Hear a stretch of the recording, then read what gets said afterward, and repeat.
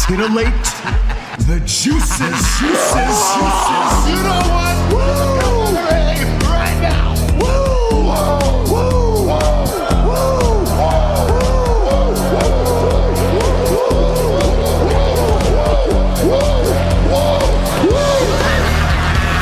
Dr. Hughes invites followers. Oh, let's see if they increase now. Me too. Yeah, wow. Dr. Hughes. Monkey Smoke. He's a great podcaster. Tricky Smoke. Acknowledge me. We coming for you, nigga. Fat. Yeah, Dr. Hughes, here we go. Keep plugging yourself, that's cool. First up,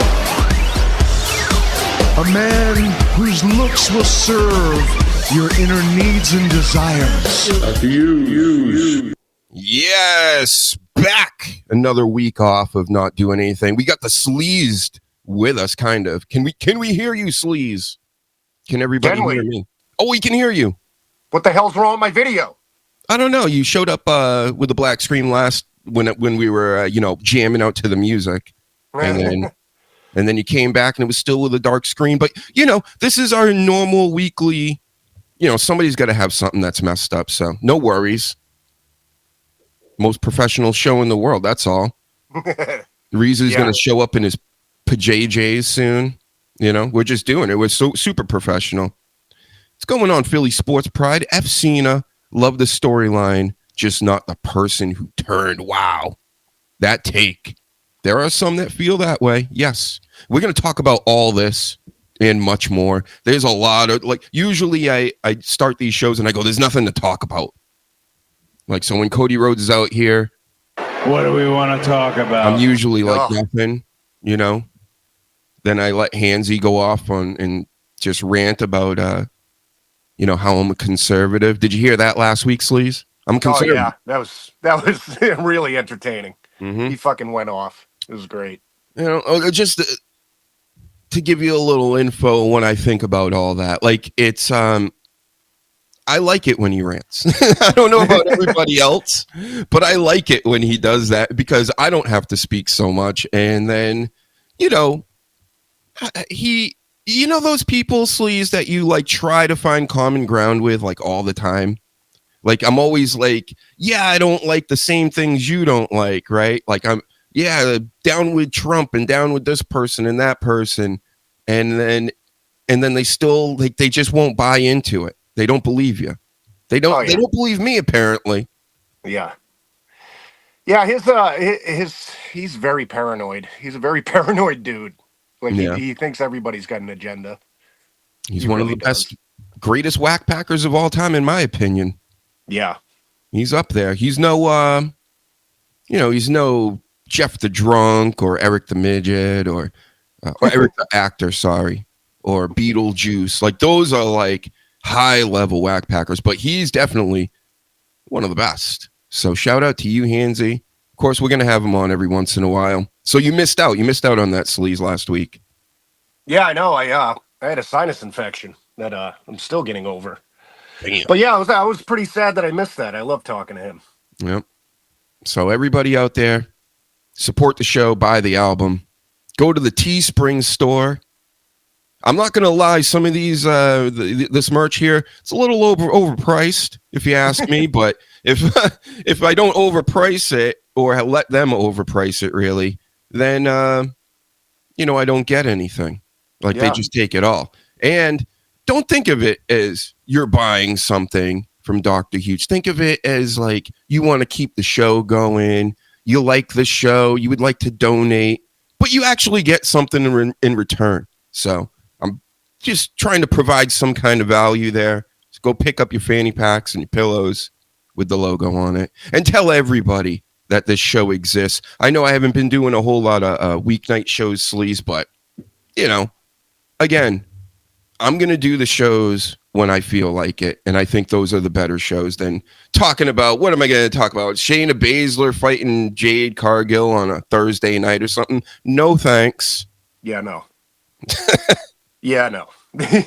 So, all right, let's just get into this. We'll be hearing from the king himself soon, I'm sure. But Cena heel turn.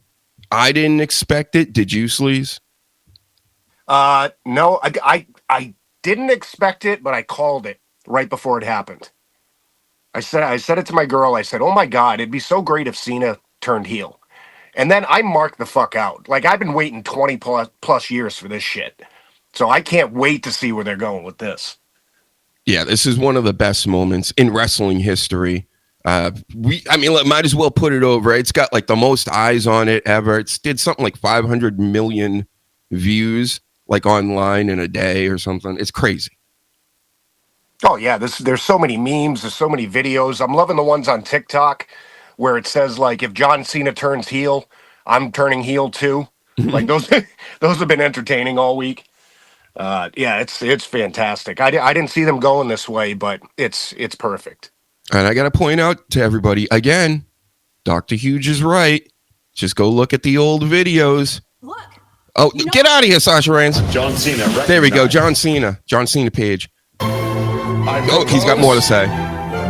You stop breaking rule number 11 of John Cena's house rules and take your feet off the furniture. No feet on the furniture, the coasters. And by the way, we used to mention this all the time, Sleaze. John Cena eats babies. Yes, he does. He does. He's always been a heel. Always. And everybody's coming out saying that. Orton said it. The Miz said it way back then. Everybody's saying the same thing we've always said. He's always been a heel. I can't believe these people, it's taken them this long. They're crying over it and stuff. He's eating babies. Yeah. He loves baby meat. Yep. When he laughs like that, like a villain, all the baby legs and stuff fall out of his mouth. So we known this. That's why it always a little sus that he was going and meeting with children all over the world, Sleaze. I mean, and then you never heard from them again. Yeah, and everybody's like, well, they were just like, in the Make-A-Wish, and they had one last wish to meet John Cena, and then he ate him. And laughed about it. That's the biggest conspiracy of all, is that Vince McMahon set up Make-A-Wish just to feed John Cena. Oh my God, that is a great conspiracy. It sucks my video doesn't work because I actually pulled out my old 2012 WrestleMania shirt with The Rock and Cena on it. There's got to be a way you can fix it. If you want to pop in and out, not during this discussion necessarily, but like later on in the show, like when somebody's talking. Oh, yeah. Yeah. Then you try it out. But yeah, we got to see the John Cena merch from everybody. Yeah. Because everybody's bought in at one point. Look at right here on my screen. See that John Cena hat? I bought that. That's a $30 piece of shit hat. And I bought it anyway because I wanted a hat when I was about to be live on TV in front of the millions. Because I only get spots where I can be seen on TV, Danny. I'm one of those people. Yeah, Danny. Yeah. Man, he wrote a scathing article on WWE Chamber this past week. Scathing. Tore it apart. Yeah, he did. One of the funniest things is he said Tiffany Stratton is, and this is totally true. This is why it's funny, because it's so true. Tiffany Stratton is wearing so much makeup now. She's getting into that territory where she's starting to look like a man. So yeah, she's starting to look like a drag queen. It's bad. You got to calm down with the makeup, girl. All right, chill out. We get it. Everybody's going to make themselves up. They're probably getting punched in the face here and there by accident, but settle down. You're looking wonky, and you're too young to be looking wonky. Yeah. It's only going to get worse. And this John Cena, everybody's goofing on him being bald, right? I get it. It's funny looking, especially when you got a whole ring of hair around it, like you're one of these 18th, 17th century monks in England. But fucking, he's getting older, and who's gonna goof on him about this, Sleaze, but CM Punk? He's gonna call The Rock and John Cena bald. Have you looked in the mirror, dude? Have you seen yourself lately? He's getting a little thin too. Yeah, like there's a reason why your hair is turning more into the white man's afro. If they really want to lean into this, and there was somebody that put, there's a rumor about it. when he comes back, he has to have a bald head. Like that's going to solidify his heel turn. That would be Is so if he cool. comes out looking like Lex Luthor and evil as shit. Yeah, put up the cross, the crucifix when John Cena comes around now. Oh, So evil. loving it. And this is his last run right now, because I'm starting to think, like, if he's heel now, they really going to just turn him face for the last month of the year? Or is he going to stay heel, be like a part-timer? Because look at how many he's getting more eyes on him this week from pro wrestling, which he loves still, and he's going to leave it for what? Hollywood and everything else? Like, there's more eyes on this than Hollywood right now. Yeah. And I'm sure he's making a ton of money. Oh, so I don't know if he's going to go away. Do you think he's still going to, this is like it? He's really wrapping up this year?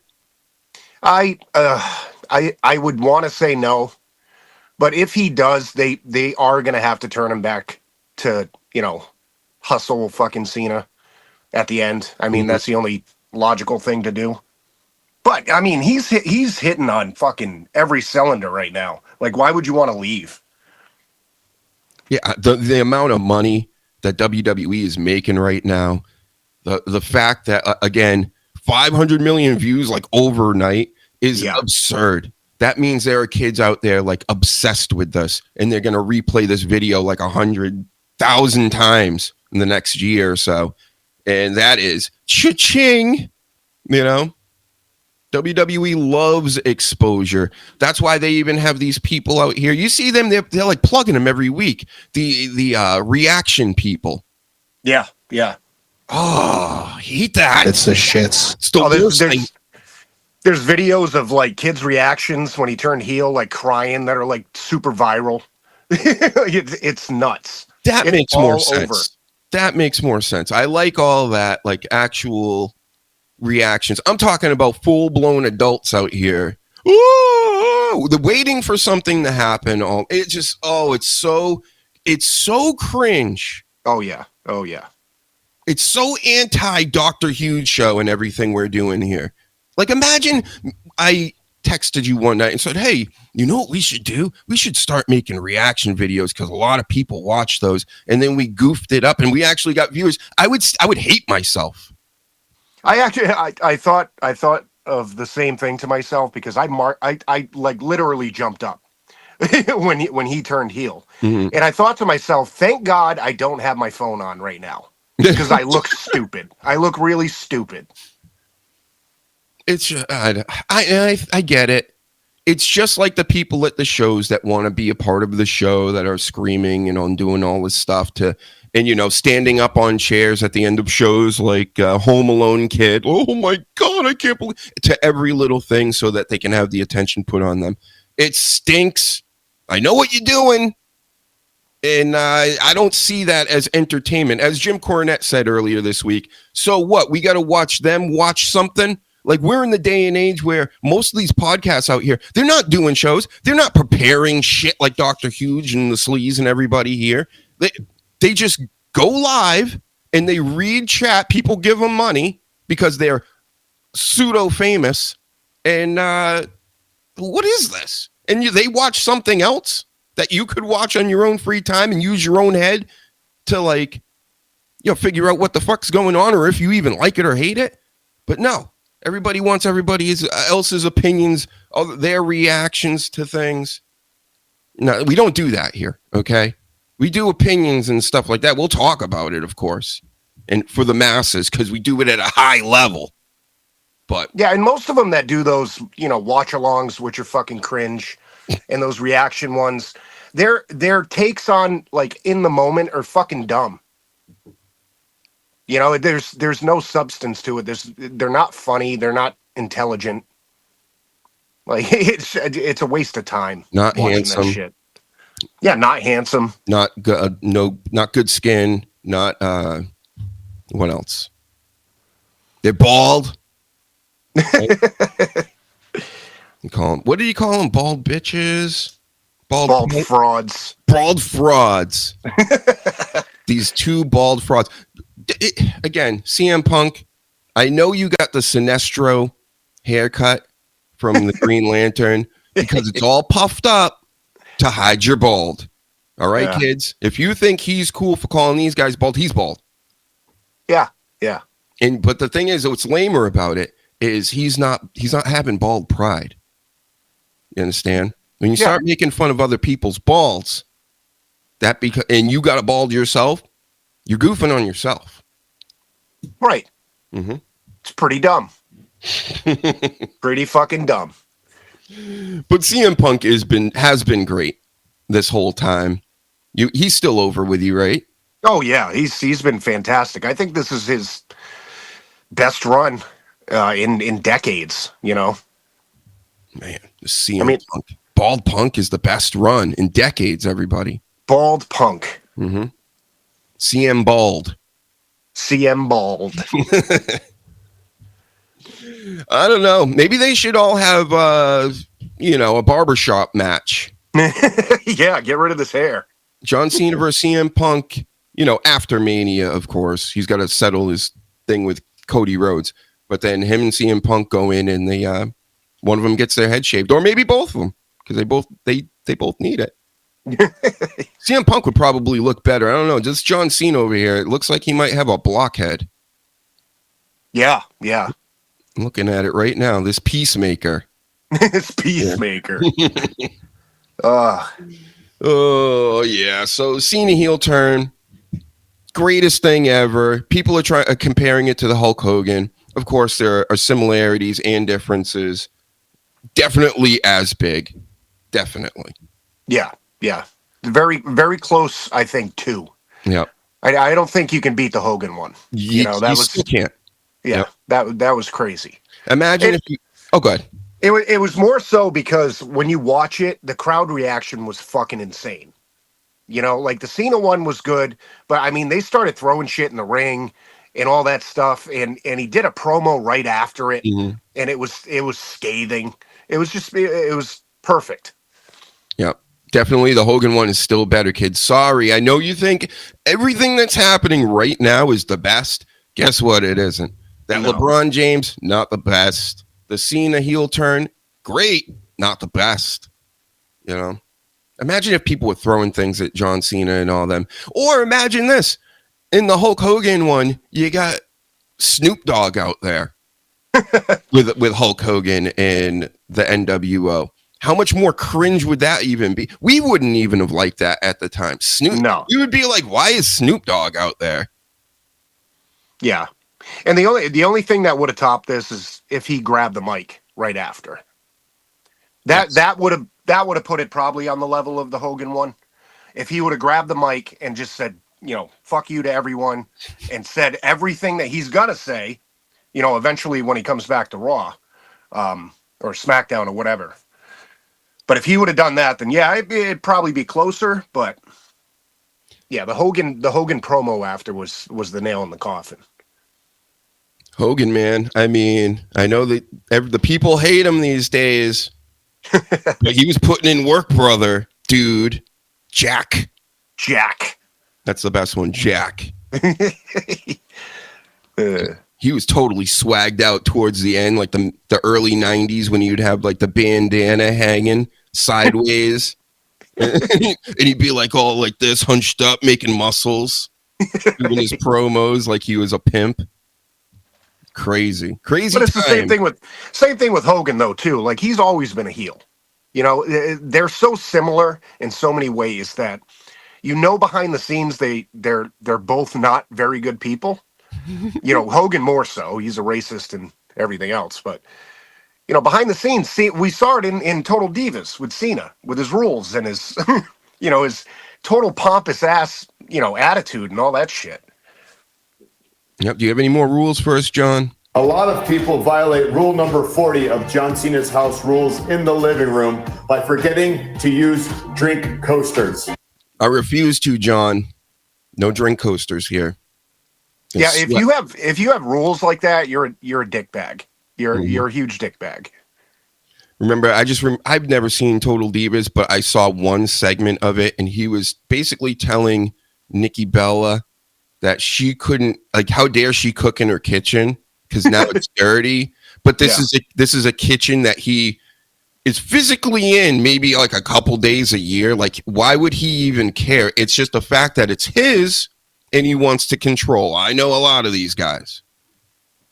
Yeah, and he had the hamper thing too. That was totally fucking annoying. I don't know if you remember that. No, what was the hamper situation? It was like certain clothes couldn't go into certain hampers and and all this stuff. Like he had like 3 or 4 hampers, or it was crazy. Like, stop. John Cena recognized. Yeah, exactly.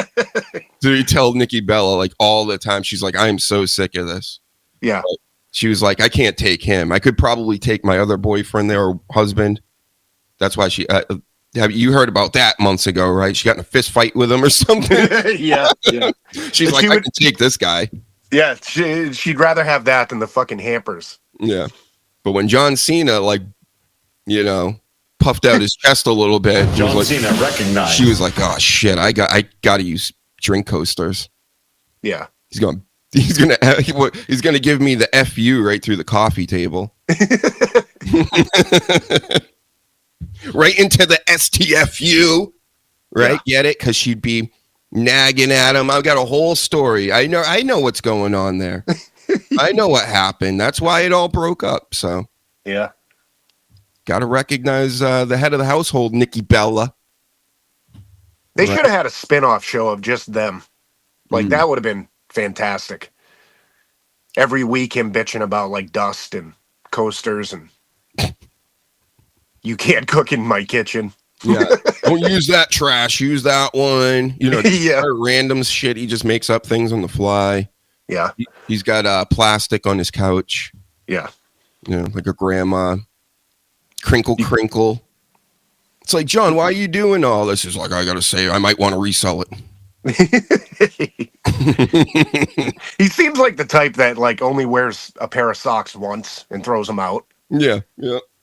I'm telling you, because he's creepy. He can't be trusted. We already knew this. He was in the Illuminati for years. Nobody gets as big as John Cena and gets to have Marine movies and be Peacemaker and all this and not eat babies.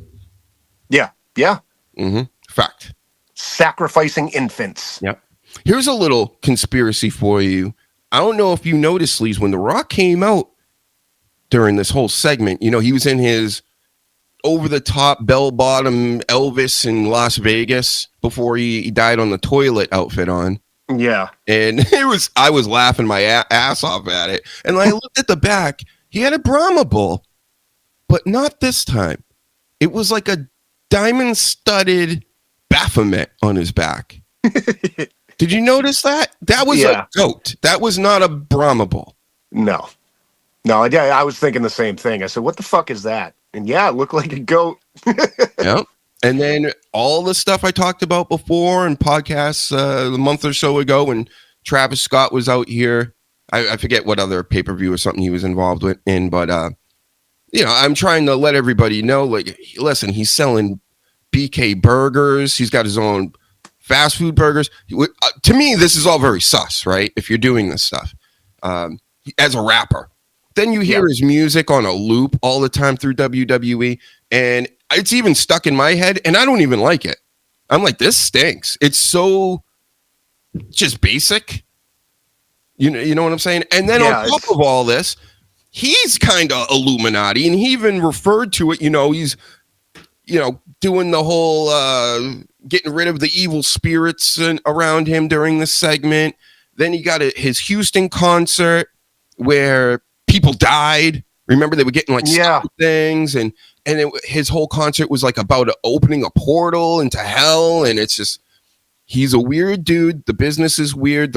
I think a lot of this, sure, they're going to just go, oh, it's wrestling, it's a storyline. But to Dr. Huge, this is basically them showing you. They do this at award shows and all this stuff all the time. They tell you what they're into. Basically, it's not art. No, it's a sacrifice to the gods. Yeah, to the John Cenas. Yeah. Mm-hmm. Something like that. I'm not saying it's necessarily so deep. Everybody's in on it and this, but I'm telling you, where there's smoke, there's fire. and how much smoke has been around the entertainment business, and then learn about who's running all this stuff and who they're bringing up. And, The Rock is this Hollywood guy that's now like Satan. He wants people's souls and blah, blah, blah. I'm telling you, there's a lot of truth in the media is all I'm going to say about that. All right? Remember when you were young and you were like, hey, maybe I want to be famous. And you were like, if I do this and I do that and I work hard and I give this person my product or show them me, then I'll be famous. And then you realize one day it's like, no, you got to be part of a clique. You got to do the right things and be with the right people. Mm-hmm. And that's what it is. It's not, you're good at what you do. You get in with the right people, and it's normally some sick shit. Out in the woods and cloaks and bullshit. Yep. I mean, that's why we still don't know the Epstein client list. Really? Okay. Yeah. And I told everybody. They're editing the shit out of it. That's why. Yep. A lot of it's already out there, and it's all redacted. Just like all the goof stuff, just like everything. Nothing. They're not going to tell you anything about any of this stuff because they're the ones in charge that did all this. Yeah. It's going to be so doctored, it's not even funny. Mm-hmm. So what are our thoughts on the first 3 fingers, then the 2 fingers? Philly Sports Pride wants to know. Do you have any takes on that, Sleaze? Yeah, I believe there's going to be a third person. And I'm wondering who it's going to be. That's what I think that symbolic shit is. Yeah. I think so. Definitely, they could throw another person on here. Somebody that not as established as The Rock or Cena, obviously. Like, I wouldn't throw Orton or somebody with that kind of cachet onto it. I'd let somebody lower on the rung to really boost them up. But, yeah, they could do that. But could it be a countdown? Or it's a countdown. Yeah, that was my next thing. Because 3, 2, 1. I mean, but it's a countdown to what? like we got rid of this guy, or we got rid of this guy, and then Roman Reigns might be the last one where he holds up the one and then he blows it into the air or whatever he does. Yeah, I don't know what that was about, but yep. I think the Roman Reigns thing would be bad because it would be so obvious. So yeah, I agree that they should probably go with a lower, I don't know, mid-carder or up-and-coming, main event guy or girl. Priest. Priest could use a push like this right now. He could.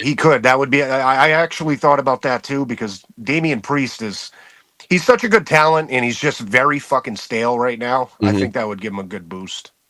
And he's already kind of metal and evil in that whole deal. Yeah. Yep. Exactly. Philly Sports Pride. He gets it. He knows we're expert analysts, journalists. Right off the top of the head. We didn't even think about this all week at all. Yeah. We don't have to do reaction videos and fucking watch-alongs. Nobody wants to see me doing reaction videos with a mouthful of food. Yeah. That's probably what I'm doing. Watching all this wrestling. Yeah, so we covered a lot with... we didn't cover a lot with this. We still have the Travis Scott deal when it comes to this angle in here. He comes in this ring acting like a fool, acting like a noob, like he's never seen wrestling before in his life. And he ends up slapping the shit out of Cody Rhodes, supposedly busting an eardrum. He's got this big old red eye and black eye going on. I don't know if that was from the slap or what, but yeah. I mean, this Travis Scott, I was like, this kid needs a receipt quick. Oh yeah, and Cody should definitely fucking give him one, because that hit was fucking, I mean, it was full blown punch in the face. That was crazy. Travis Scott, come on, bro. You know what you're doing, right? You know this isn't real, right? Right. Same thing everybody says to me for years. Well, they let this fucking guy in the ring. Come on. And then he goes backstage. Did you see the backstage thing online where he's all pumped up because the crowd and the adrenaline and all this? Yeah, it was super cringe. It was cringe. Yo, bro, yo, that type of shit. And then it's just of course you want to go and do it again. What are you gonna do? Go back and do your fucking auto-tune raps? Your own shows where everybody's dying there? Rest in peace to all those people that go to your shows. I love you. Oh. And die. Yeah, and die. That's what I'm saying. Like with the, I'm telling you, there's something to what I'm talking about as far as the spookiness that it surrounds this angle. Really, all these guys.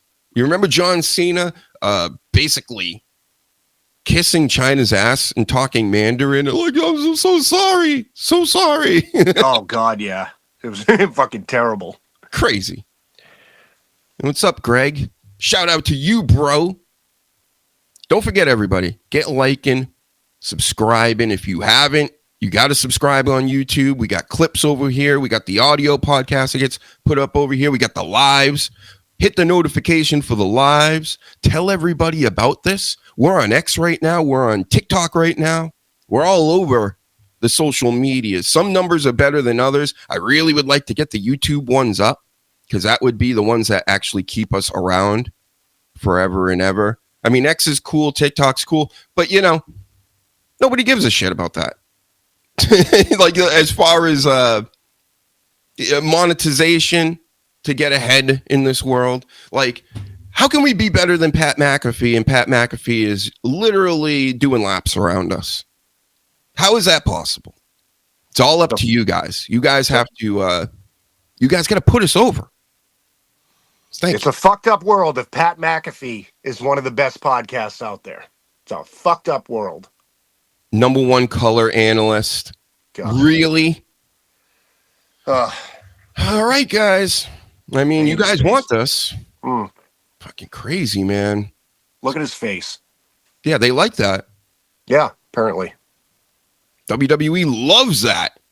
They fucking love Pat McAfee in that 80-pound head. I can't get...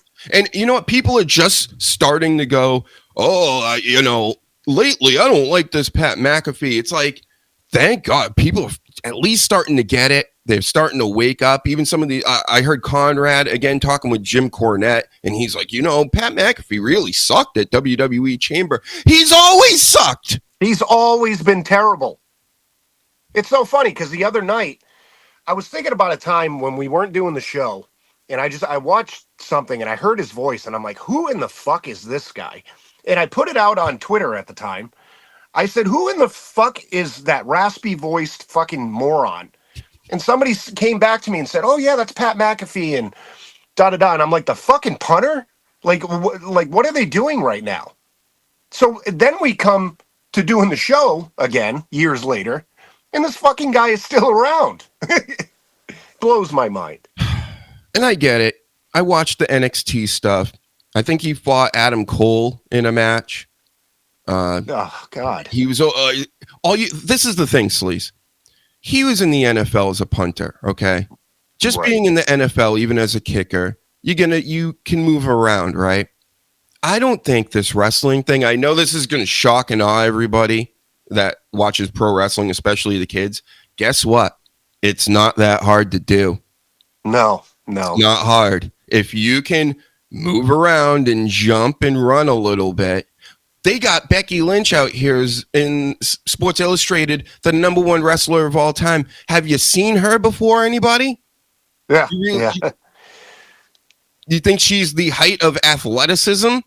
No, not at all. So it's not hard to do. Pat McAfee goes in there, has a good match, especially after training with professionals that have been doing it for years and wrestling against them and everything. Bad Bunny does it.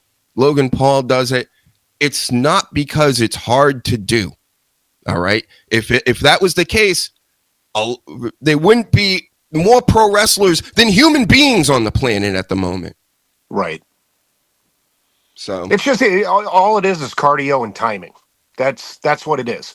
And not taken away from any of these people that have been doing this for years or in it now or whatever.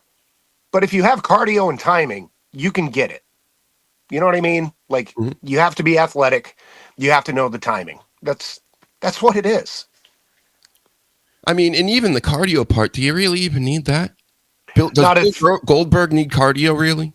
No, not really. Did Viscera? You know, these guys like God. this. You know, it's easy. And you got people the size of Rey Mysterio up to giants that can do it and everything in between. It's not, I'm sorry, Undertaker. I'm not like impressed just because you managed your pain and were a company guy and you had a great character. I'm not taking any of that away from you, but I'm not going to give you a fucking Purple Heart, you know, because you're a wrestler and you were good. Yeah. You know what I'm saying, people? That's why I think everybody's putting, especially the Undertakers of the world, because I don't know if you've heard the news lately, but Mickie James is no longer going to be on this LFG show. Maybe not this season. Could be this season, might already be taped. I don't know.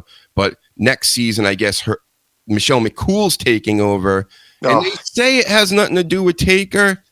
But it seems pretty odd that after the last episode I watched where Taker's all mad at Mickie James and said she's got something coming or whatever, then all of a sudden she's not going to be on TV anymore. So, oh, God. And it was a time that I didn't really watch. But is there one match that Michelle McCool had that you can fucking remember? That's a no. I never got why there's such a big deal about her, and obviously it's because of who her husband is. And if you believe like that she deserves to be in the Hall of Fame, like you're fucking delusional. It's the Undie effect. Yeah. Yep. This Undertaker, that's why I can't put it past him that he had something to do. He's all like, this is a competition. And okay, I'll give him this. It's a reality TV show. Maybe that was all a work, and the whole TV show is a work. And he has nothing to do with any of this. But it just fits in storyline-wise so perfectly. Michelle McCool, his wife, is taking over next season. So, come on. Yeah, I gotta hear the behind-the-scenes stuff, because I can't imagine that Mickie James would sit there and say, okay, one season and I'm done. You know what I mean? With no interference from Taker. And you've been keeping up with the show, right? Yeah. So the problem is, everybody, if you haven't been watching, Mickie James had Michelle McCool come in to help teach the kids or whatever. And Undertaker saw that, went up to her in the middle of them training and was like, well, you know, this is a competition. And she's like, well, I thought you asked me to come in here at some point. And he's like, well, I did, but for me, you know what I mean? And so he was irked by it. And then right after that, Michelle again goes, hey, why don't you go ask the Undertaker and see if you can use one of his moves tonight, which, you know, to these older guys, especially like an Undertaker, that's like a big no. So to me, it felt like this was all set up for Michelle to take over, and she was going in there and causing problems, not necessarily with the first issue, but then to go, yeah, just go ask my husband and ask him for his moves. Like, when she was doing that, I'm like, she's totally setting this chick up to fail one way or another. Either she gets the move, which she did, and she used it in her match or whatever later on. But, you know, I don't think that puts her over with Taker, even though he says it does. Yeah, it's disheartening to really think of Undertaker in a bad sense, because for years you're like, oh, well, he was a, locker room general, and he was this, and he was so positive, but he's turning out to be a real dick behind the scenes. Ever since he retired, and you're getting to know Mark more, he's a real dick. And it's not even like, he's not necessarily, I don't know the guy, but I'm telling you, like, I know Charlie, Godfather, and he told me the Undertaker's great. Hung out with the Undertaker all the time. So, okay. But these are all the type of guy where I think in a certain environment like wrestling, where there was, especially back in the day when there was a pecking order and the Undertaker's at the top of it, I feel that he throws his weight around too much for my liking. Even though he's earned it, whatever in this realm, that it's kind of like, dude, chill out. Everybody knows you're a legend. It's like what we said about Bubba last week or a couple weeks ago. It's like, you don't have to give us your credentials. Everybody knows what you've done. You don't really need to throw your weight around. Right, and that's the thing with Bubba Ray too. Like, if you listen to Busted Open, and I love him, you know, I'm not shitting on him whatsoever, but he's constantly got to bring everything back to him.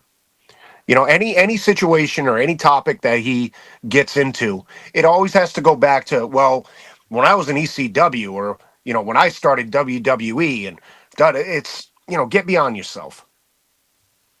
I'm sure these are all fine people. As I say, there's a lot of speculation and everything. We can only go by what we see on TV, right? But I think a lot of us are seeing the same things. And if it's all a big work in a reality show and all this, then good. I'm here to get worked. I'm here to get swerved.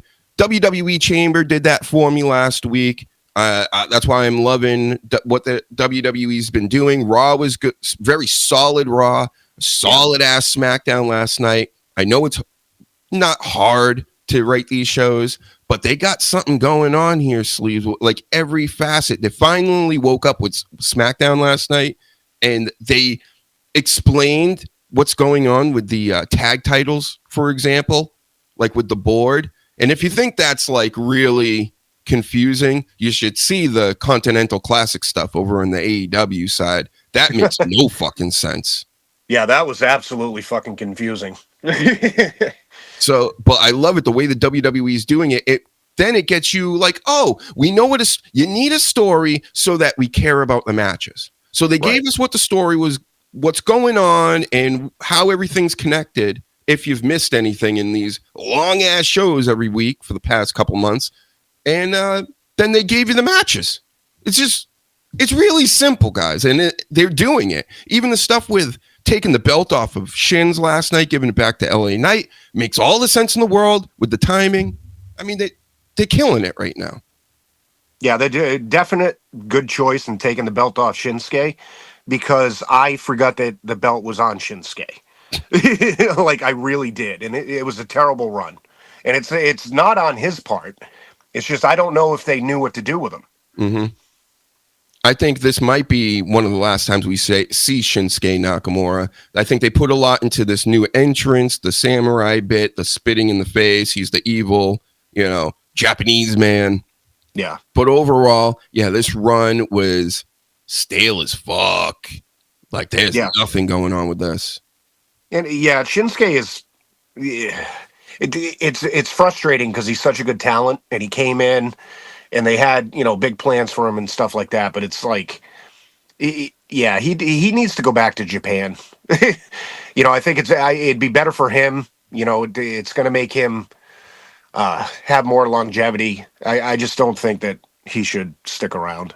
Yep. He was so white hot when he first got into WWE. Like, even NXT showed up over there and wrestled Sammy. And at that time, he was like super over. He was known for those long matches over in New Japan and all this. And that's the time that they really needed to do something with him while he was like that hot. Same thing with Kevin Owens. When he first got in, that's as hot as he's ever been. And he's never come close to that. Same thing with Shins. They had him win a Royal Rumble, people. Yeah. And then it turned into nothing. Can you imagine that? Just a couple of years ago, he won a Rumble, and now seeing him where he is, like, it's drastic. Terrible. Thank you, Shins. Yes. But yeah, you go back to Japan. We love you. But this thing here, whatever's they're doing with you, they're not figuring it out. You're like Cesaro to them. Yeah. Yeah, it's a good comparison. They just don't know what to do with them. Well, it's a shame. But how about this? The next big news from Chamber. A lot of this is Chamber's notes, but this Jade Cargill comes back, swerves everybody, goes like she's going to beat up Liv Morgan, and then attacks Naomi. Bianca screaming in the cage in the Elimination Chamber. Terrible acting, but still, I'll take that over not doing it. So, what did you think about that whole spot and what's been happening since then? I love it because they need to do something with Naomi. This whole glow thing that's been going on for fucking years, to me, has gotten super fucking stale. And I think her turning heel is perfect for her right now. If they would have done it with Bianca Belair, it wouldn't have been as good because I think that she's in a good spot to stay a babyface. So it's perfect. Yes. Naomi, especially last night, more bad acting out of both of them. I mean, what do you expect? They're pro wrestlers. They're not actresses first, and they're doing it in front of an arena of people, not on a set that's being edited and put out to everybody. So I take all this into consideration, and you know what? This is television, folks. This is what we've been asking for. So if you didn't like what was happening last night and what's going on with this angle, you don't like wrestling, apparently, because this is really what it is. They got to set up a story so you give a fuck when they go into the ring and wrestle each other. Yeah, and a lot of people like afterwards were shitting on the segment and everything. And it's like, you got to look at it like this. They're challenging both of them to do something totally different than they've done. So this is the first time of like character development for both of them. And I think they did good. I mean, yeah, it was, the acting is whatever. But I think they put 100% behind what they did last night. And I think that was great. Yep. You can't lose if you do that in pro wrestling, acting wise. You put 100% into it. Even if it comes out a little weird or cringe, good. Yeah. Good. That's what I'm here for. I want the cringe. I felt it. You know what I mean? After that, I'm like, wow, that was I felt that shit. Mm-hmm. And then she said, I wish I pushed her harder. I wish I pushed her sooner. I did it for The Rock. Yes. She should have said that, and then The Rock comes out and is like, Trailer park trash! Yeah, that's that whole thing. Yeah. Hey, might be Naomi, who's the third person. Hey, you know what? All these groups need a female in there. So, the Sleaze left after that. He didn't even like his own take. He's like, I'm so embarrassed by my last take there that there should be a female in this group. He took himself right off the podcast. Unbelievable. No yeet. No yeet. I guess we're not going to do it then. Because, WWE takes all our ideas. Oh, look at that. I got my comic books over here. So, when I show you some comics in this broadcast, you're back, Sleaze. I don't know what happened. Yeah, you got a phone call, maybe like Reezy. No, I just lost connection. I still don't have a goddamn picture, but How much you want to bet Reezy's not on because I didn't send the link directly to him and in the group chat? Probably. How much you want to bet? No, because I'm with you. We're not gonna bet. I'm not sending the other one just for the goof of it, just in case. So there. Here's another topic real quick. Do I need this ticker anymore? Because nobody seems to use any of these links to anything. So why isn't it going away? Yeah. What's your favorite wrestling show? No, I don't want that. Yeah, I was going to get rid of this ticker because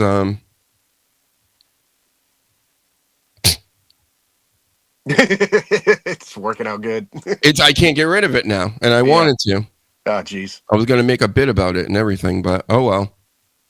Yeah, nobody clicks on any of this. Nobody goes to my ex from this show. Nobody goes to the TikTok. They don't like and they don't subscribe.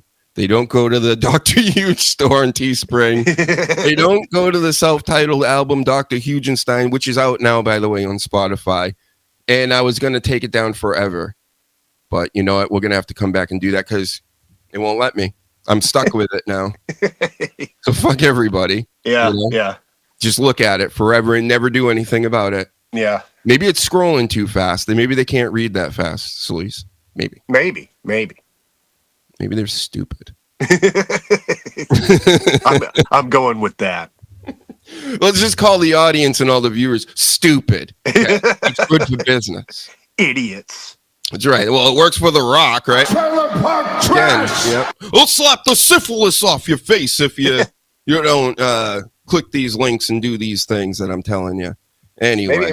Maybe that's the new game plan. We just totally shit on the fans. Yep. We threaten them. We try to get them to meet and greets in person, and then we grab their neck and we push the phone into their face. Like, fucking subscribe and like it.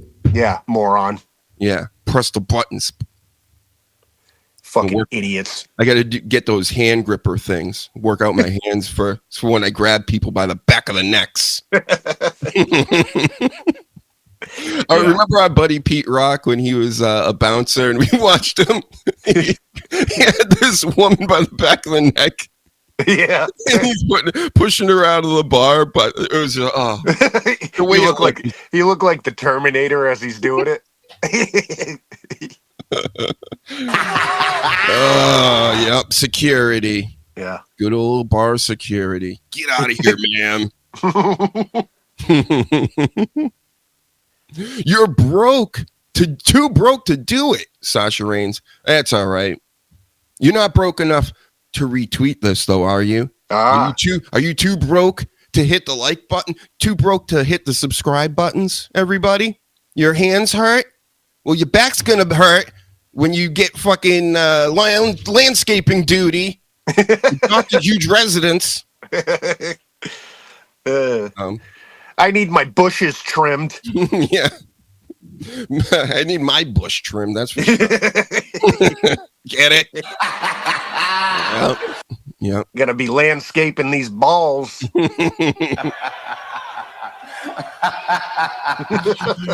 Yep. Always comes down to D's nuts, everybody. D's nuts.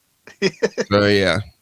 There's so much big wrestling news now. One thing I find before we stop talking about the big three there with Jade and Bianca and Naomi, I thought it was hilarious. The funniest tweet of the night during Chamber was Bianca after she won, and she's posing and put up this picture of herself or whatever, and she's just like, oh, it's so sad about Naomi, but you know what? I'm going to be fighting for the championship. Like, she could care less. Yeah. And it was so funny how she's screaming and crying during the match, wins the match, then goes backstage and is like, oh, that stinks. Sucks for her that she had her head slammed in by the cage door. So, okay. Yeah. That didn't make too much sense, but all right, I'm here for it. Again. Oh, God. They got to think before they pick up their phones. And then the best part of the week, not the Cena stuff, the Io Sky stuff. She actually won. I kind of felt it coming on. I thought it was going to end in a no contest somehow, and then it was going to go to a triple threat. Still looks like it's going to be a triple threat between Io, who's the champ now, Rhea Ripley, and Bianca Belair. But my God, by that Monday, I was done with Rhea Ripley.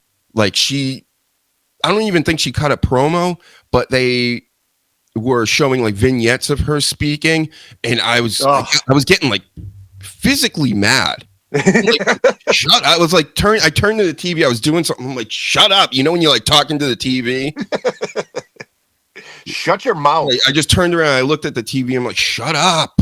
Stop talking. Like, because Rhea Ripley, you was so bad on the mic.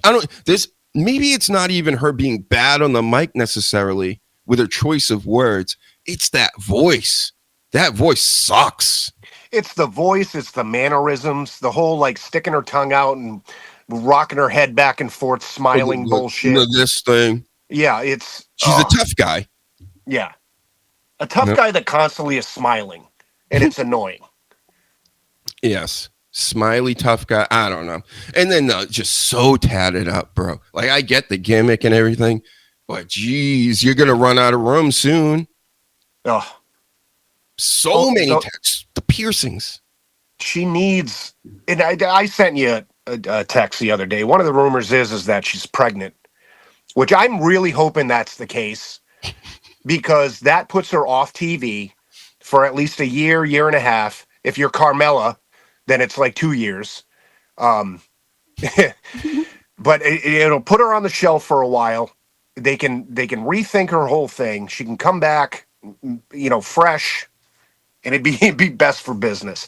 If they do a triple threat with those three, I'm going to be so pissed off because it's so bad for business. Mm-hmm. And then the baby comes out fully tatted with piercings. Yes. With leather underwear on and Frankenstein boots.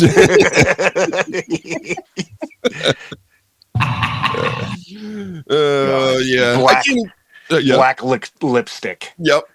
It's like, how did you get black lipstick as a baby? A fetus? From my mommy. Yeah. Yep. Passed down from those Rhea Ripley genes. Yep. So, yeah, I also hope that happens. And then she gives birth at Mania, and then the baby's in the triple threat, not Rhea. Let's go. John Cena's going to be in the back just licking his lips. Yeah, he's waiting. As soon as that baby, he's like, I've never had a tattooed baby to eat before. Goth baby. Delicious. Maybe the baby's already in the Illuminati, the way it looks and everything, and the baby starts eating babies with John Cena. Yeah. Mm-hmm. Yeah. So many things that can happen with the at WrestleMania this year. One thing that shouldn't happen, though, the one thing this mommy's got going for her is that big chunky booty. Yeah. Very meaty buttocks. But these women, they have these babies. Alexa Bliss goes away, has a baby. Becky Lynch goes away, has a baby. And then they come back and their ass is gone. Yeah. What is that? That's not how that works, guys. No. You're supposed to have like a Rhea Ripley ass when you come back from having a baby. But they lost their asses. So I assume when Rhea Ripley goes away and then comes back, she's going to have a little flapjack ass. She's going to have a Charlotte Flair ass. Oh, man, that's one of the worst ones. Oh, God. Can't do that. She's going to have to get one of the fake, what do they call them, BBLs? I don't even know what a BBL is, but I've seen it online. And I heard they stink. And I'm not even joking. They like leak. And that ass fluid comes out. Jesus. Mm-hmm. Why would you do that? Because you get surgery on your ass. You want a nice ass. Oh. All right. Yeah, if you're in the WWE, you don't want that nice, voluptuous booty anymore. Go have a baby. Yeah, or Come two. back. Yeah. Yep, or 2 or 3. Yeah, because it seriously happens. Becky Lynch, Alexa Bliss. Who else had a kid? Well, Carmella, but we've never seen her ever since. Yeah. Mm-hmm. Her too. What a fucking asshole. Why? Carmella? Yeah. Yeah, you didn't hear about her bitching about being fired? No. Yeah, she was like, "Oh, they didn't have anything for me like for 2 years, and they had stuff for other people. Big E was hurt, and they had something for him, and now she's just shitting all over the company." Yeah. Well, maybe they did. Maybe they kind of just said, "Well, we don't really need her anymore," and they moved on with her without even giving her a chance to come back. That's probably what it is. Well, here's the challenge for the people that are listening too, and it goes back to Michelle McCool. Can you remember a Carmella match ever? Yes, I can remember the ones with James Ellsworth. Okay, can you remember a good match with Carmella ever? All right, but that goes for 90% of the women, honestly. But it's like, even when she was out, she wasn't. Maybe it's just my opinion. She wasn't a big fucking deal. She's not a Hall of Famer. She wasn't, up in the, upper fucking levels of Charlotte and Becky Lynch and all that. She was a mid-carder. Yeah. And she was a valet-ish to me. She wasn't a great worker. She wasn't a super over fucking worker. So they let her sit at home and they were waiting for her contract to fucking be done. Like, just be good with it. And how recent was all this stuff? Was this before the Cody Rhodes? I always call him Cody Rhodes. Corey Graves incident? No, this was recent that they just let her go.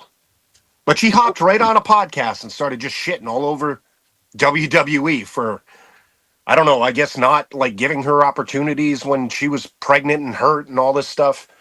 It's like, God forbid they just wanted you to stay home and get healthy. And now they just said, oh, fuck it. We just, they just made a bunch of cuts. It makes sense.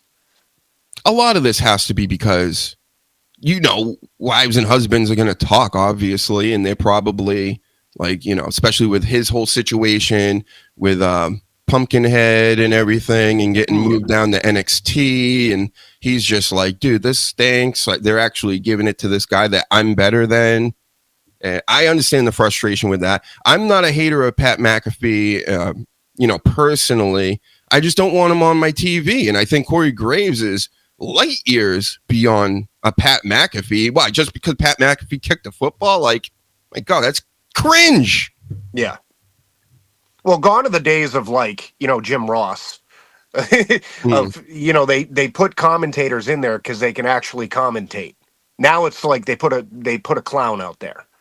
They're not giving you good, not taking anything away from like Wade Barrett, who's great, Michael Cole, obviously, but they have to put that clown in there. Yeah, it goes like this: Corey Graves, Wade Barrett, Pat McAfee, as far as the color side. Yeah, absolutely. Yeah, and I think Tom Phillips, it goes Michael Cole, Tom Phillips, everybody else. Right.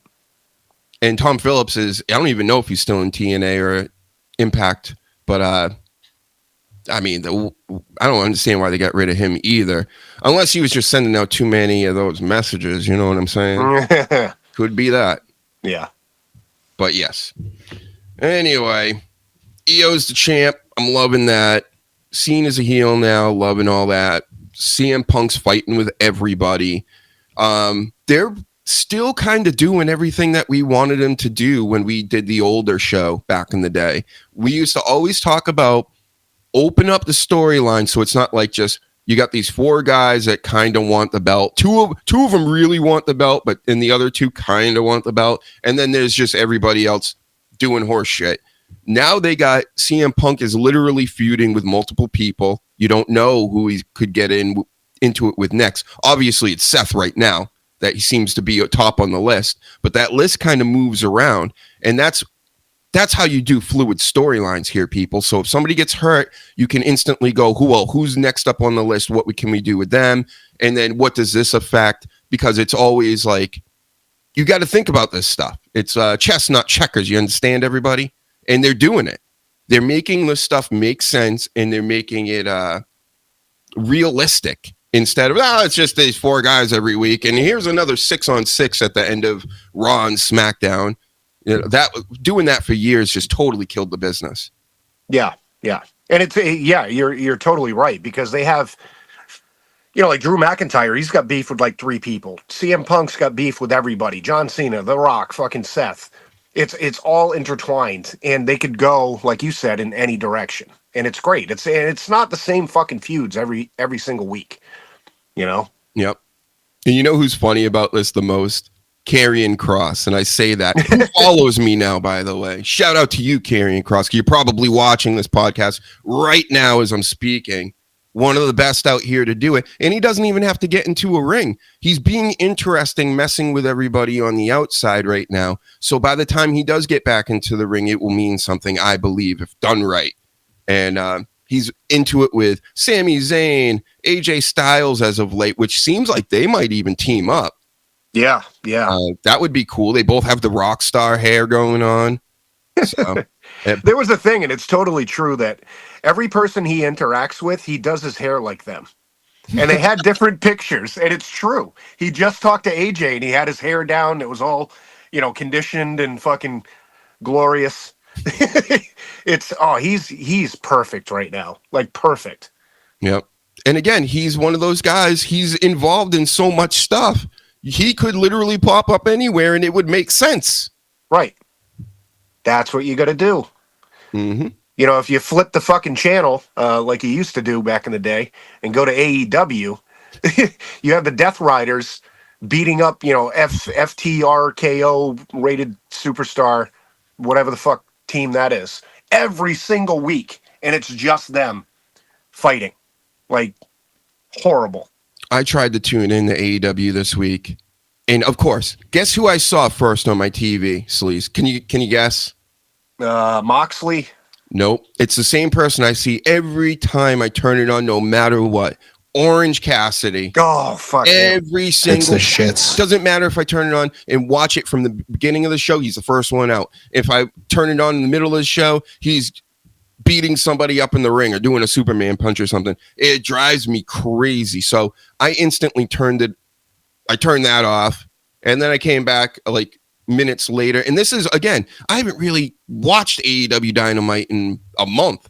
So then I tune back in. I'm like, all right, let's see what's happening now. Jon Moxley's cutting this god-awful promo. And I wanted to like it. And I liked one of his last ones, the one where he was grabbing his crotch and everything, because it was so unhinged and so weird. But then to almost be like doing that type of thing every week, I'm like, all right. And I barely watched this and I was done with this. I'm like, you know what? Enough. Oh, I also watched MJF almost light Hangman on fire, which was something. That was something. And security did their job and stopped him. I mean, unlike WWE, so that made sense. That's one thing that AEW got over WWE at the moment. When their security comes out to stop somebody, they stop them because, it's like 15 on 1. Yeah.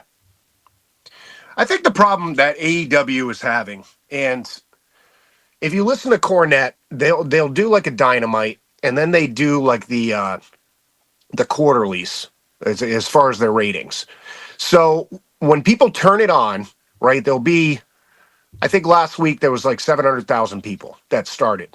By the end of the show, I think they were under 500,000. So people chime in and they see the same shit that they saw last week and the week before and the week before and the week before, and they go, I'm not watching the same shit. Because that's like every time I force myself to go on any of these programs, Dynamite, Collision, or whatever, it's the same stupid shit every single time I watch it. It really is. It definitely feels like deja vu for me when, like, again, I tune in and I see a guy in dungarees. Do we still say dungarees? Dungarees? Dungarees? Yeah, that's what they are. I'm gonna wear dungarees again, just like him. I'm gonna bring back the all dungaree jackets with the sheepskin on the inside, or the sheep stuff. Yeah. I'm gonna look so fresh. Yeah. And then I'm gonna Superman punch people and spear them and be the hackiest wrestler ever. Maybe I'll do that. So shout out to you, Orange Cassidy. I get what you're doing, but you're not a top guy. Stop trying to make him a top guy. AEW. No. I'll start watching again. Yep. Security did something over in AEW. You can't take that away from them. They're better than Adam Pearce. Adam Pearce can't stop shit. Come running in at the very end after somebody's already like paralyzed and he's like, "Hey, stop it." It's like, what are you doing backstage this whole time? Can you imagine, as a pro wrestling show, the biggest thing that people have a takeaway from is the security doing their job? Yeah, yes. It's not orange juice. It's not fucking, John fucking Voorhees. It's not friggin' Cope. It's the fucking security. Mm-hmm. Well, I also tune in for Ambrose and Cope, of course. The scariest duo in pro wrestling. Yeah, that's how scary it is, folks. That's them fighting. Yeah. In the dream world. Remember when Hansy was talking about the dream world last week? And yeah. I tried so hard to compose myself during that speech. Because Cope was he's gonna get you one of these days. You think that was a demon that flew into you? That was Cope. I want to get my hands on the shit that he's smoking. Mm-hmm. Jesus. Yep. It was a little different that I think MJF should have lit what's his name? Hangman Page on fire. I would have let that happen if it was my promotion, but I understand the insurance and all this and him turning him into Freddy Krueger and things. You already got one of them. Yeah.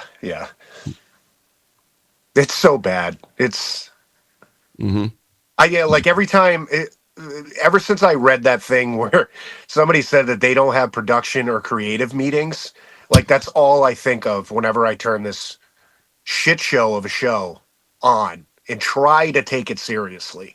I'm baffled. And it's so bizarre Because you have Edge, who's been in the business for decades now, right? And I really realized something the other day is that he's not a good talent for another reason. And another reason I don't like him. And I don't think he was ever a big deal. And I can't understand why there were edge heads and all that crap. So he's at his like his own devices right now. And he's putting out the most bullshit crap ever. So he needed a machine like WWE and their writers to make him what he was, which doesn't make you a good talent to me. If you need somebody to pull your fucking strings like all the fucking time to make you an okay fucking product, you're not a good talent. And he's proving it. And he's really just shitting all over whatever fucking legacy he has or people believe he has. And he's not good at this business. He was great in Vikings. Yeah, he's a good actor. He's a great actor. He should just stick to that. Mm-hmm. And you know what's a weird thing? I didn't even know this. I looked at who has the most world titles, like the top 10. You know, Edge is like fucking 5 or 4 or something like that. Yeah, it's titles. Gross. Yeah. I unfortunately know that. I couldn't believe that when I saw that. And I'm thinking to myself, that was kind of like the era I wasn't watching, because when I would tune in, I would see John Bradshaw Layfield, Edge with a belt, and I'd be like, oh, all right.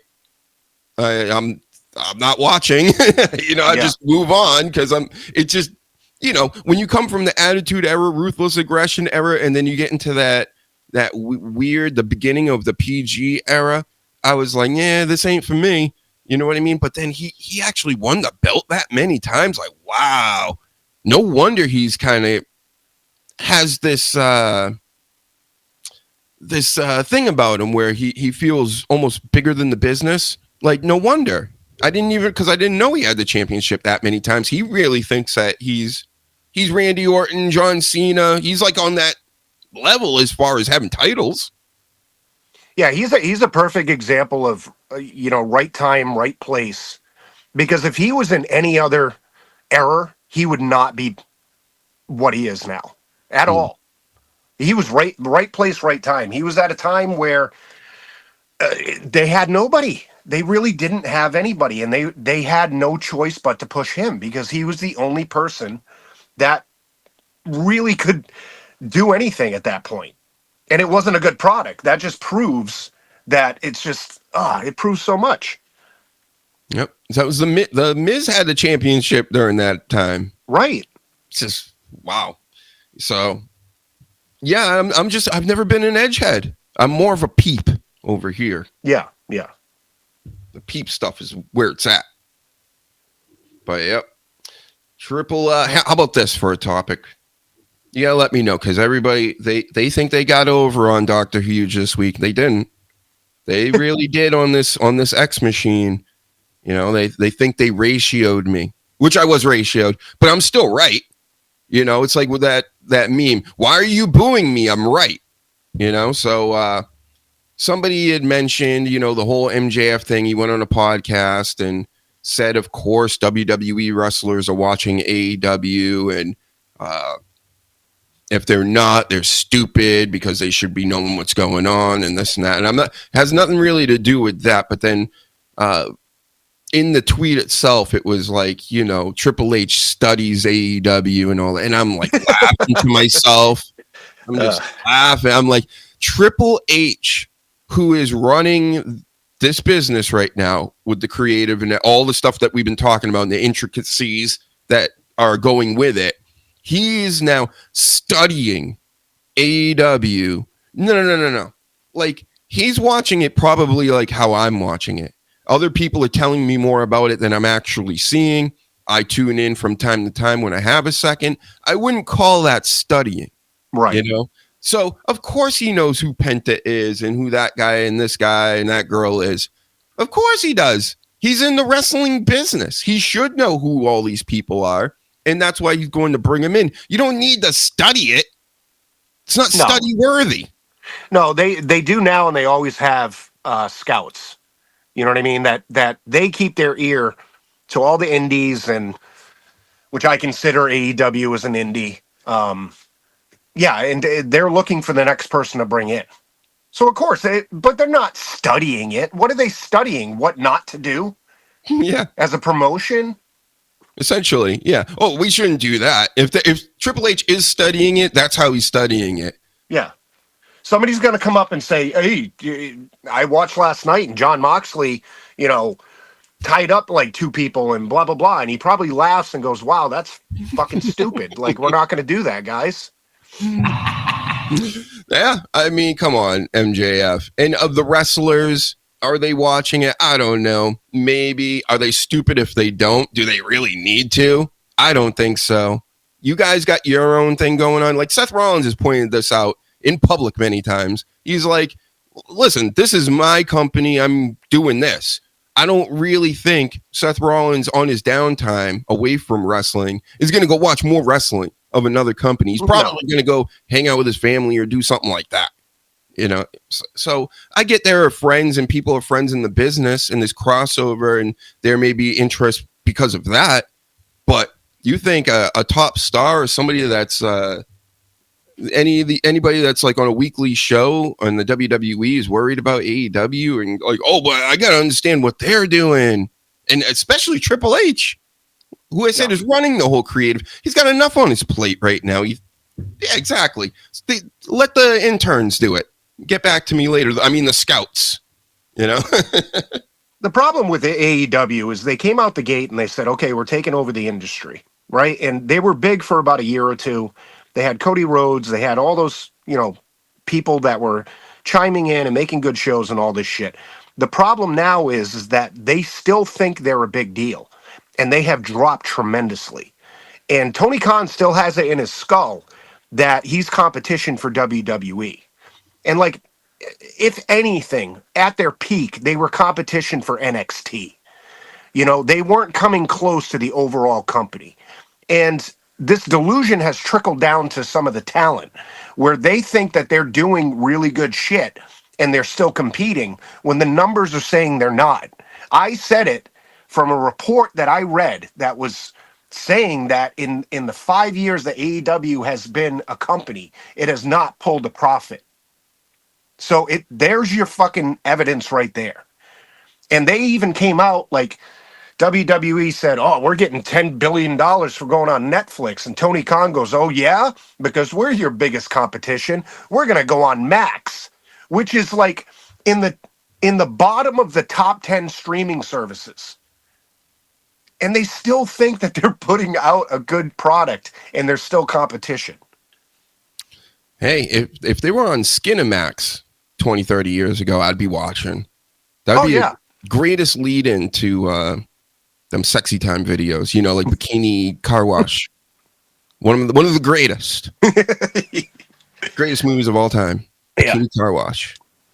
And rumor has it their likes, their looks, on Max, like per week, are like in like a 7-digit. It's not like 100,000 even. So they're not doing shit on streaming. Yep. Dave Meltzer wants to fist fight you right now, I'm sure. Yeah. Where are you, Dave?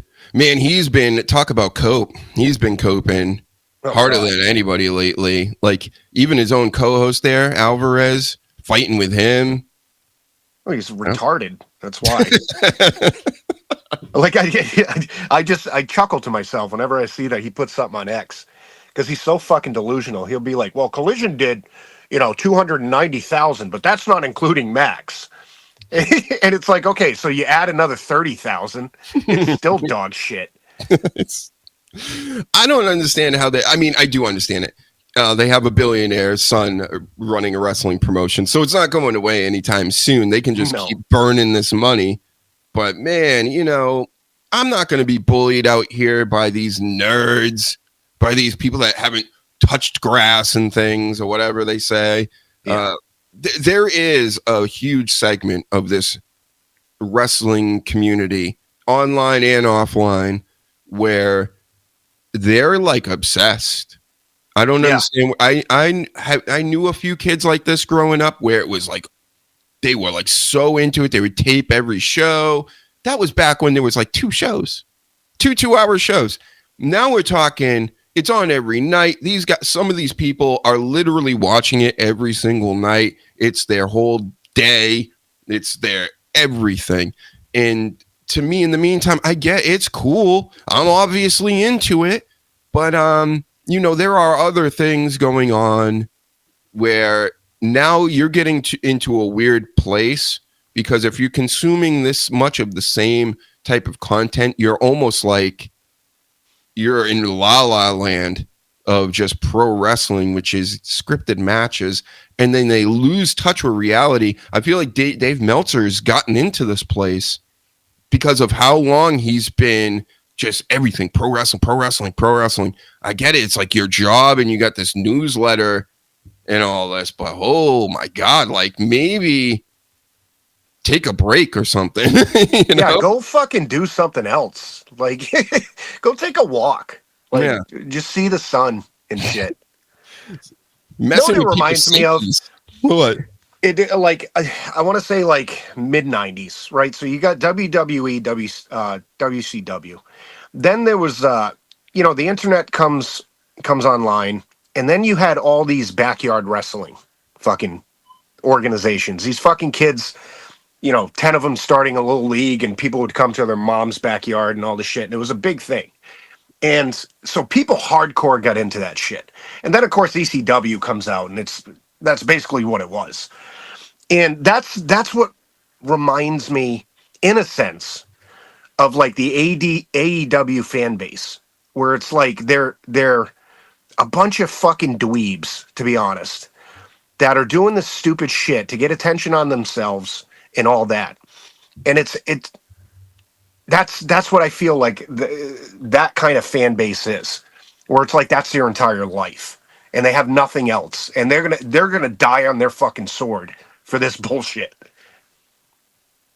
Yeah, essentially we're talking about the same thing. It's just it's this type of person that they can't be wrong, right? Right. Even you got these marks online telling me, an analyst journalist, been looking into this stuff for a million years, pretty smart sometimes.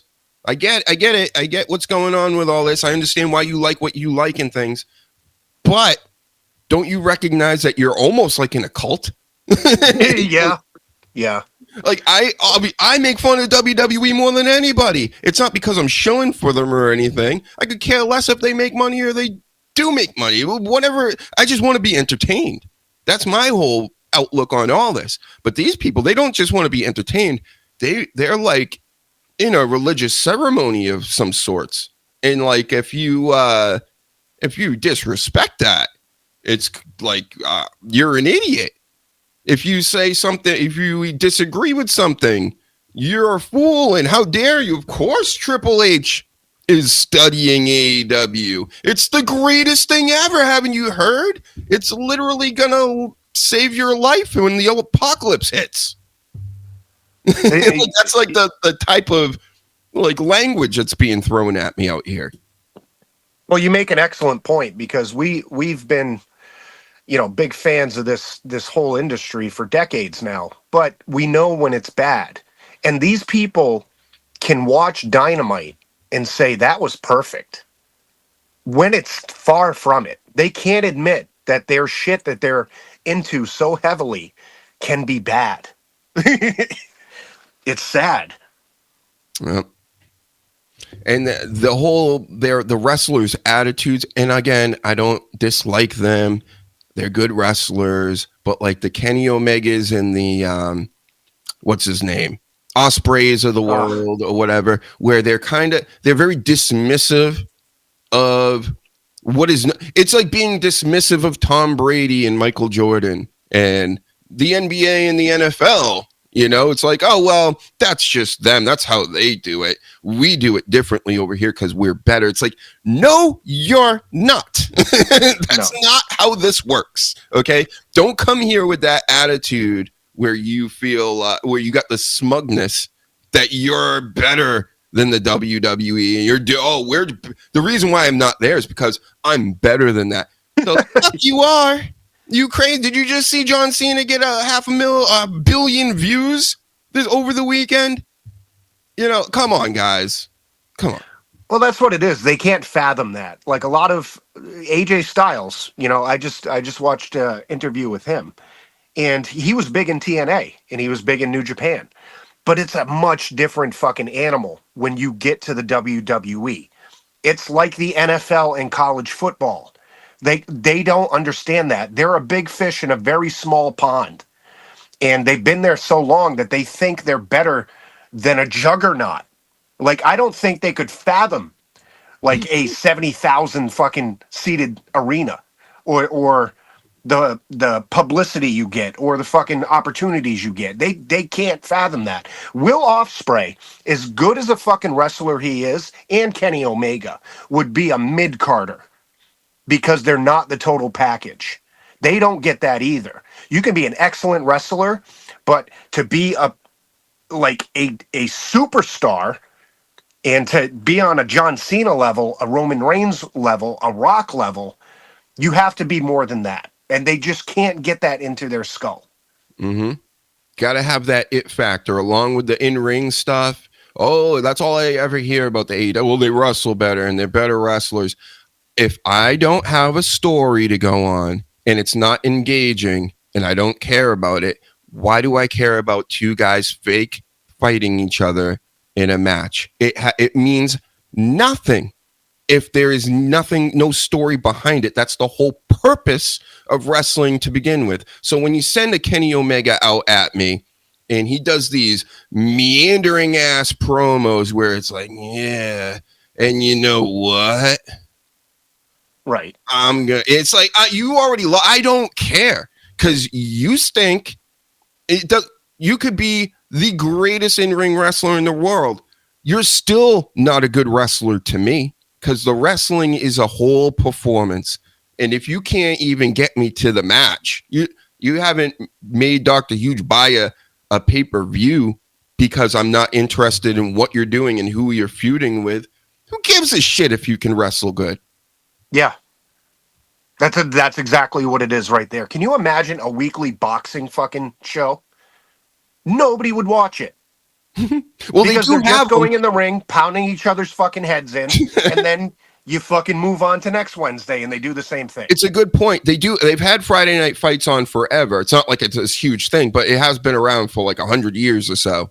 And what they do with it is they give you these vignettes of who this guy is and who the other guy is. And right. if they've gotten into it in the past or, pushed each other at the press conferences and stuff like that, they do all that. That's more engaging because at least it seems more believable, even though boxing is essentially wrestling, for a long time too.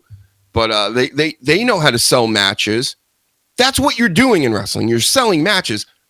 Kenny Omega doesn't. I don't feel like he's selling matches. What he does is he goes, I'm the best wrestler in the world. Haven't you seen my hour matches over here and there? That's why you buy this one. It's like, well, if I want to go see it, I can just watch your old matches. Yeah. The thing is, too, to get back to the whole demographic thing and ratings and shit like that. So Kenny Omega will be like, oh, yeah, I'm a fucking draw. And so will Will Ospreay and all this shit. And fucking Mercedes and all their big fucking, money-making machines they have, supposedly. These demographics go lower when these people come on. When Cope and fucking John Moxley come on, they lose fucking viewers. That's supposed to be the opposite. Yeah. So if you're the best wrestler in the world, then why are people clicking off the television when you start talking? Man, AEW is in a rough spot still. Again, it's not going away anytime soon. They have the money man behind it. But geez, I try. I'm tuning in here and there. I'm not paying for anything. The only reason I even have the WWE stuff is because it's just on a pay service. And it's always been, $9.99. Now it's what, $7.99. Okay. And I get my reality competitive shows that are complete horse shit too, but they're great. But yeah, I mean, I'm not buying Max. I might buy the Disney Channel for a little bit so I can watch that Daredevil. Yeah. You watched that first series of the Daredevil, Oh, right? yeah. And I was sharing a Disney Plus account with somebody, and I went to go watch it the other day, and they must have fucking canceled it. And I'm like, fuck. It's the worst. It's the shits. Damn it. Now I got to pay for it. Yeah. Did They you got- hear, Yeah. speaking of AEW again, so nobody's watching their free TV, right? Nobody's watching on Max. But they just announced, it's like a drunken teenage, like, bullshit fucking company. They just announced a partnership with Amazon Prime, and they're going to have all their pay-per-views on there, but you have to pay $50 for them. When every other company is giving away their pay-per-views, like part of a subscription bundle, instead of being able to watch their pay-per-views on Max, which would jump up their numbers, you would think, they go with Amazon Prime, and you have to pay for them when nobody's paying for pay-per-views anymore. That's why they're calling them PLEs. Wow. Oh, Jesus. That's brutal. You can't make this shit up. You can't. If you have bought a $50, whatever, $40 pay-per-view of AEW in the chat, type a 1, please. I just got to see it. I got to see how many people are paying for this stuff, at least around here. Everybody, if you're on Twitter and X or whatever they call it these days, and TikTok, write in the chat, put a 1 if you've actually paid for an AEW show. Or you're gonna. Or if you're gonna, too. I gotta see it. Yeah. I'm not seeing it. Well, we're on a little bit of a lag. We'll give the people some time. We got over 120 people on 3 separate platforms, which is good. I guess it's good. That's what Reezy tells me. I say those are shit numbers. I think we need to get them higher. I think we need to retweet this out. We need to share to everybody you know that the Dr. Huge Show exists. We're here every Saturday at 2 p.m. Yep, we got a 0. Nobody's buying it. The only one that's buying it is Tony Khan. Yeah. Must be. He's buying them all up, just like Johnny Fratto used to do for Eric the actor. That's how he used to do it. Yeah. Zeros everywhere on the board. It's crazy. $50 to watch John Moxley and Cope beat each other up backstage. Mm-hmm. I don't see that. Well, it's the climax to Freddy vs. Jason over here. So, it's going down. Tomorrow night, they still do Sunday shows. WWE got me all screwed up lately with all these Saturday PLEs. Sorry, I got to be hip. It's not pay-per-views anymore. That shows my age. Don't ever say that. It's just, we could go on for hours about how bad that company is. Yeah, really. It's just hours and hours of horse shit. Dave Meltzers and people setting people on fire. Speaking of CM Punk again, though, get back to that because there is some stuff that went on extra from his promo this past week. He called everybody bald, even though he's bald, and we went over that and how he's got the Sinestro hairdo and everything. He should just get the whole full look, get that goatee going, the little mustache, and pointed his ears, and paint himself purple or something. Come up with a Green Lantern ring, maybe fight Shane Helms. Yeah, that'd be good. That'd be great. Anyway, so CM Punk gets into, he mentioned Becky Lynch, hey, Becky, come get your man before I put him in a wheelchair. And then she puts out a post with him posing with Roxanne Perez and Cora Jade and is like, maybe somebody should come get you, your woman or what, alluding to the fact that maybe he's banging some of these NXT broads, which is what I've been saying all along. Remember when he first showed up on NXT, I'm like, he's posing with all these young chicks. That's like the land of the young, hot chicks. So if you're CM Punk, you're one of these old, crusty wrestlers that have that fame. Oh, my God, you could probably do whatever you want there. You could grab him by the pussy like Trump used to. You grab it like this. Just throwing out pussy grabs. So what do you think? Do you think that was a little harsh by Becky Lynch here, the man? Yeah, considering that very quickly she took it down. So somebody got into her ear and said, "Hey, what the fuck?" Yeah, Yeah, that was a little. Even if that was the case, that was fucking a little too far. yeah. Leave that to me, Becky Lynch. Okay, Yeah. I'm here to point that shit out. Which I have. Leave that to the professionals, Becky. Yeah. Like Charlotte must be losing her mind too. Andrade is over here with all his shirtless, sweaty pics and things.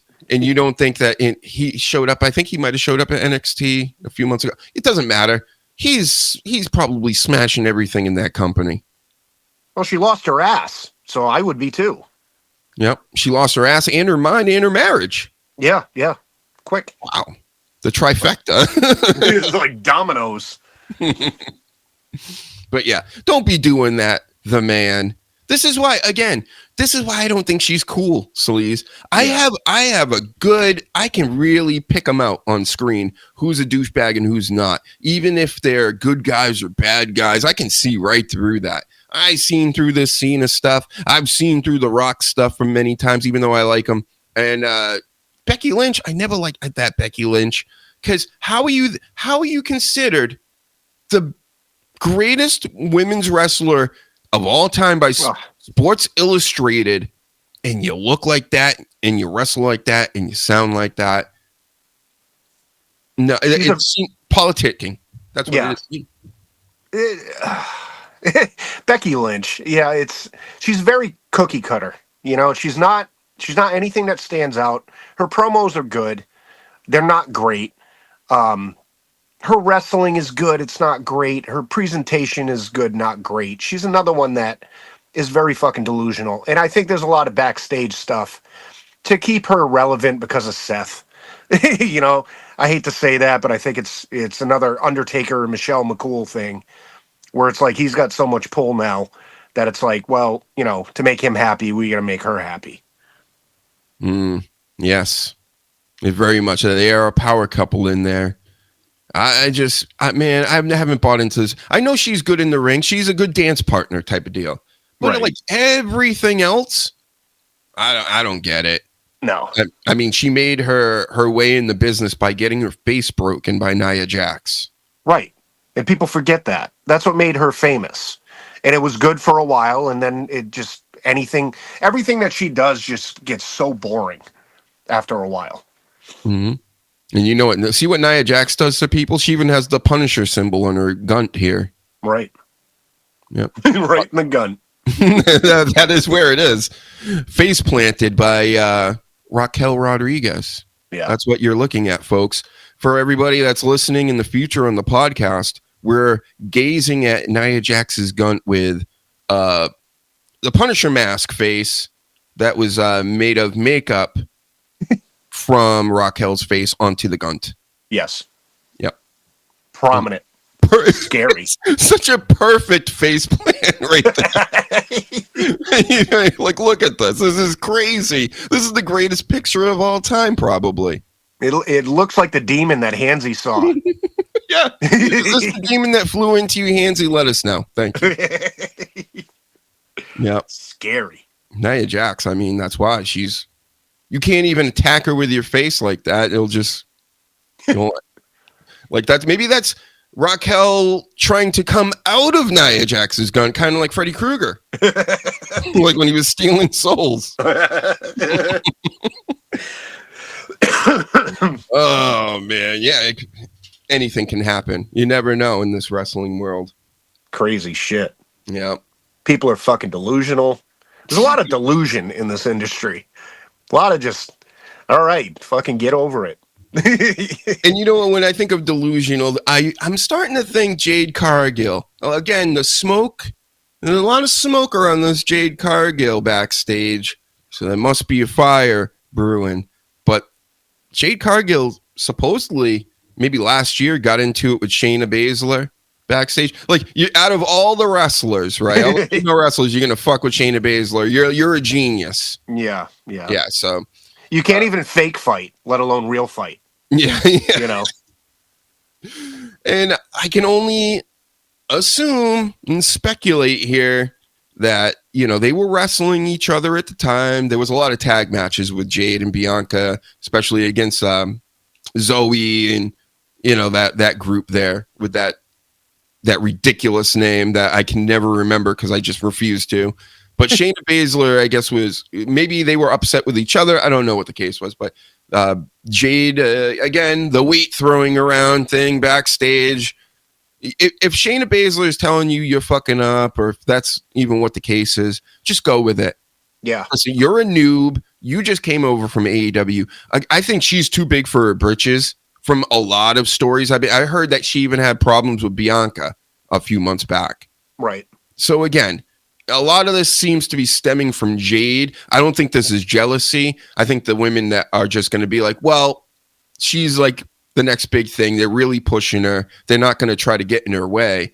But to try to like fight with a Shayna Baszler just seems that's stupid. Come on. There was a report I read on her too that she was, I don't know, being interviewed or something. That she said her main reason for wanting to go to WWE was to get acting roles. So, like, if you come out and say that, then you don't want to be in the business. Like, she doesn't want to be a wrestler. She wants to be famous. So that's why she's not a good wrestler, because she's not putting 100% into it. She was given everything from AEW and translated that to the big leagues, and she still thinks she's bigger than the fucking business. And, yeah, it's going to be a problem. Yeah, Shayna, just maybe you should bite a piece of her neck out like you did Becky Lynch. Yeah, go vampire. Knock her teeth out, something. Yeah, you break her face, right? Like Nia Jax. Right. Yeah, maybe throw her from a helicopter. I don't know. I'm just coming up with stuff. We're spitballing here, folks. That's the equivalent of like Brock Lesnar coming up to you and you're like a year in. And he's like, hey, you should do this and do that. And you're like, fuck you, Brock Lesnar. Yeah. How stupid is that? Yeah, but and I haven't seen Shayna Baszler in a while. Just saying, maybe it has something to do with it. But yeah, I've been hearing there's a lot of problems stemming from the backstage of WWE's women's division. Remember that other story with Nia Jax? Oh, there's a couple girls that won't do things for everybody. They won't bring me, lunch and stuff. So we got issues. Yeah. I love when people are bullying people in the background. It's always been a good time. Like yeah, JBL just beating the shit out of people for no reason. Yep. He morale. So many stories with him. He beat up all the French guys. Remember? The blue meanie. Yeah, he's acting like it's prison. He like just went after all anybody that seemed mentally weak or physically weak. He just be on them. Yeah, it's good. It weeds out the fucking shit people. And then the story of like Leo Rush at the time where he wouldn't carry the bags. You remember that? They're like, oh, this guy won't carry bags. Yeah. Yeah. And then another story, Aleister Black was cleaning the locker room one day, and Roman Reigns went in there and said, bro, you don't need to do this anymore. But you know what? If he wasn't doing it, it probably would have been a problem, right? So that's how the wrestling business works, apparently. Right. So it's almost like getting a badge of honor. You gotta earn the respect of the locker room, and just do what you gotta do for a little bit. Stop being a bunch of pussies. Like it's always been that way. Yep. See, I would be so smart about it. Day one, I would go into the locker room, and I would just give the Undertakers and all them their whiskeys. Yep. I would give the New Day. I would go, here's your video games. Right. I'd spend like a grand, but you know what? I would do that the first day, and then anything after that would just have to be, I'll carry a bag, I'll do this and that, and then slowly work myself in. But if you always any of this, it's not gonna work. Yeah, I always heard these stories, and I'm like, okay, so I'm gonna put myself into this scenario. So if I'm an up and comer, right, and I got the privilege to be in the locker room with a fucking Undertaker, You want me to carry your fucking bags? Yes, sir. You're a legend. You know what I mean? Like, I do it out of respect. I wouldn't do something fucking stupid. But if they're wanting, I don't know. It's respect. Yeah. But you know what the problem I think there lies is, of course, you'll have like Bubba Ray Dudley's doing that. And then you'll have the Jade Cargills on the flip side of that go like, I'm not doing shit. I'm bigger than all of y'all. Yeah. You know, it's like, well, this ain't going to work out. Right. So I'm sure a lot of that friction is because I'm sure it's not as bad as it was in the old days, but still in this day and age, Nia Jax still wants her lunch, ladies. Right. Go fetch her food and drinks, snacks. Back in these kids got it fucking easy. Back in the day, they used to take shits in people's bags. Yeah. You know, you get a punch in the face for no reason. It's the shits. Yep, right in your bag. Yeah. Mm-hmm. Man. Somebody should shit in Becky Lynch's bag. That's all I gotta There you go, the man. She's the best in the world, right? Oh. Here you go. Here's some shits for you then, Becky. Right in your bag. Dude, even worse, because you know she has that baby fucking running around. Take a shit in the baby bag. How about I just take the diaper? I take the shit in the diaper and put it in the bag. And then they go, I don't know. Maybe you just took the dirty diaper off.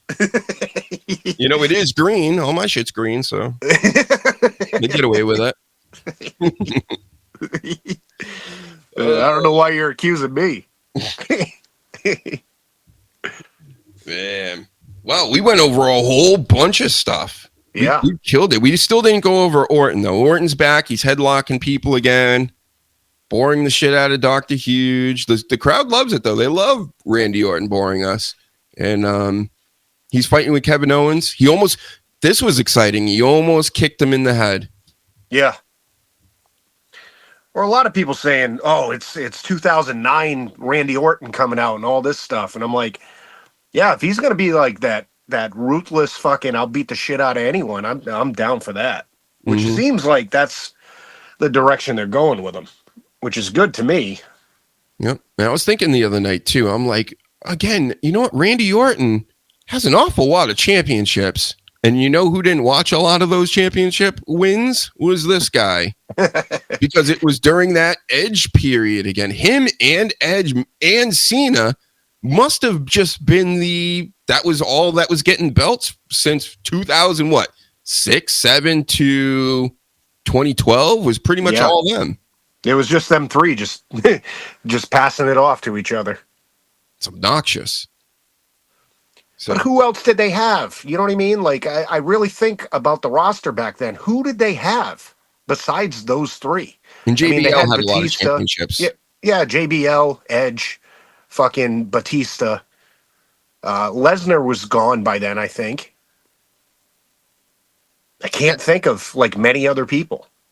I got to go back and watch some of that. I know there were some, monumental moments, like the whole ECW pay-per-view was probably the biggest thing, I think. That's the biggest thing that seems to be coming out of that era was that. And I think it was because of the contrast. WWE is becoming so PG on TV that now when they were in the pay-per-view and it was an ECW deal and it was just and then when they made an ECW show and put it on Sci-Fi, that whole Sci-Fi stuff with SmackDown on there, that didn't give me any faith to like come running back to watching wrestling at that time.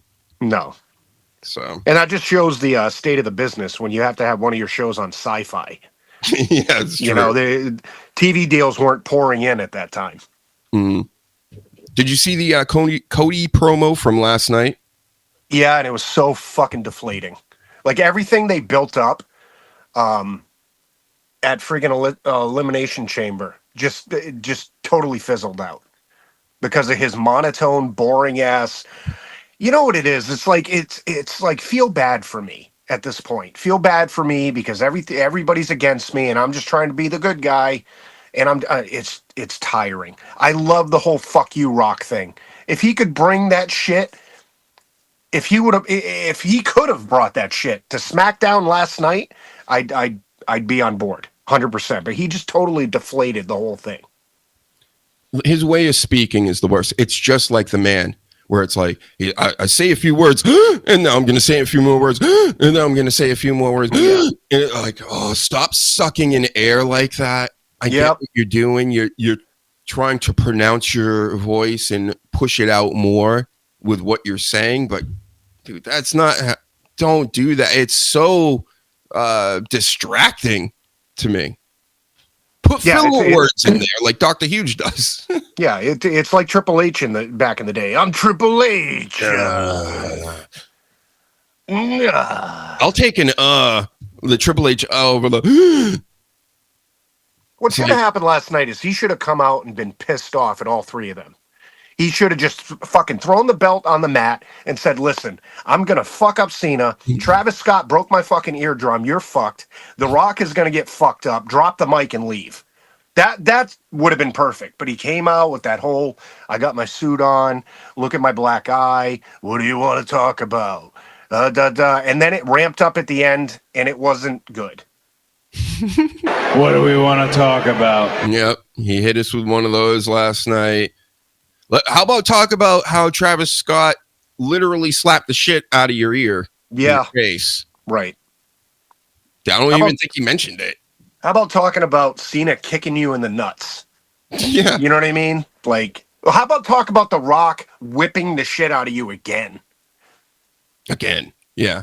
2 years in a row. And Cody's out here. He's doing the Batman voice and, trying to be something he's not, basically. Yeah. And when he's going in on this John Cena, what he was doing was painting a picture for everybody and saying John Cena is now out of that role of John Cena, and I am John Cena now because I'm the old John Cena that holds the belt and that goes to the Make-A-Wishes, and that's the ultra good guy. He's given up that. He says that nobody else can get to that point. I have done it, and now I'm going to maintain it.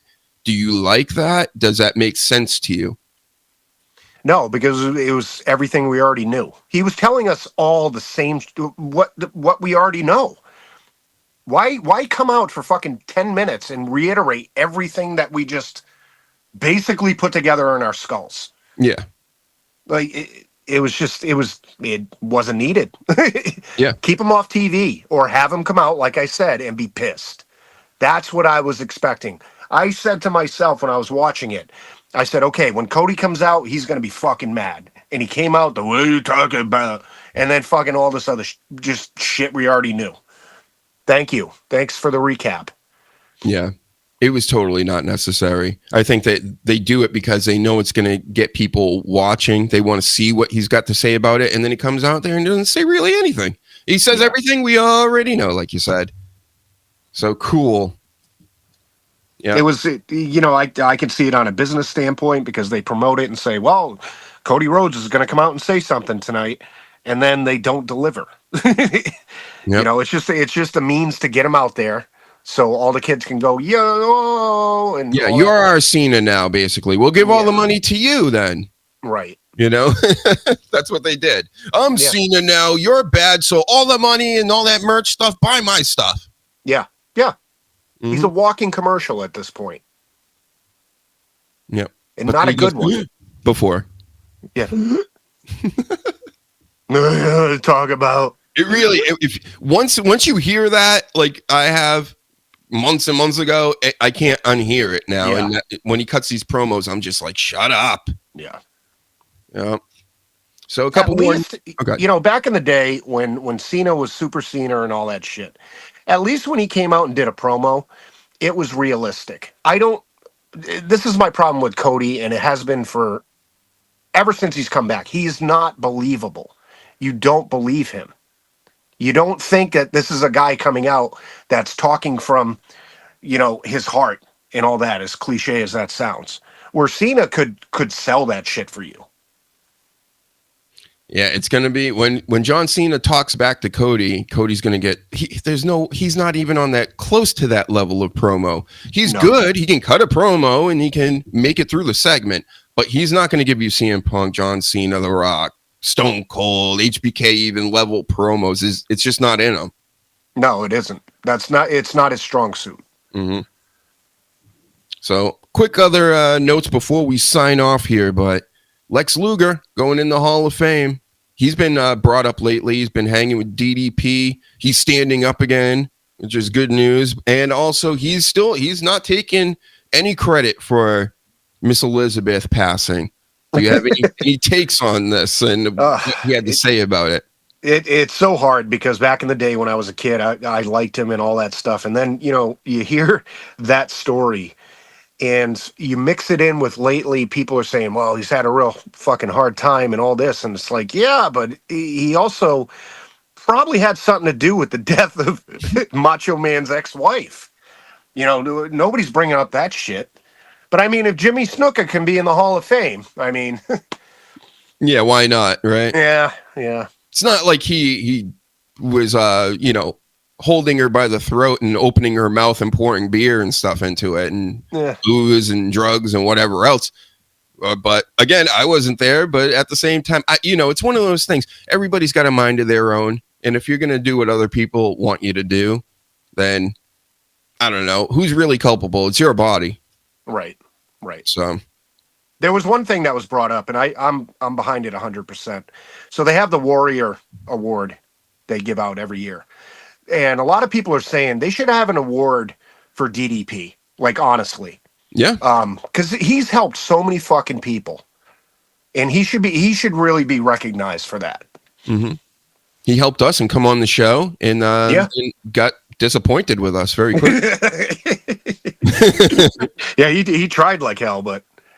He's like, wait, you're eating this and you're smoking that and you're drinking that. Like, he's like, why am I even here? Yeah. He was like mad at us. He has so many accomplishments with people, but I'm sure in the back of his head, that one disappointment is always sticking in there. Maybe we're driving him to do more, from his disappointment with us. Yep. He's like, I can't help you guys. No. He's like, I can help Jake the Snake, who's literally laying on the floor and can't move his big toe. But you guys, too much. I can help Scott Hall, who's half dead. Yeah. But you guys, nope. He's like, I would have better chances with Scott Hall right now than helping either one of you. So, thank you.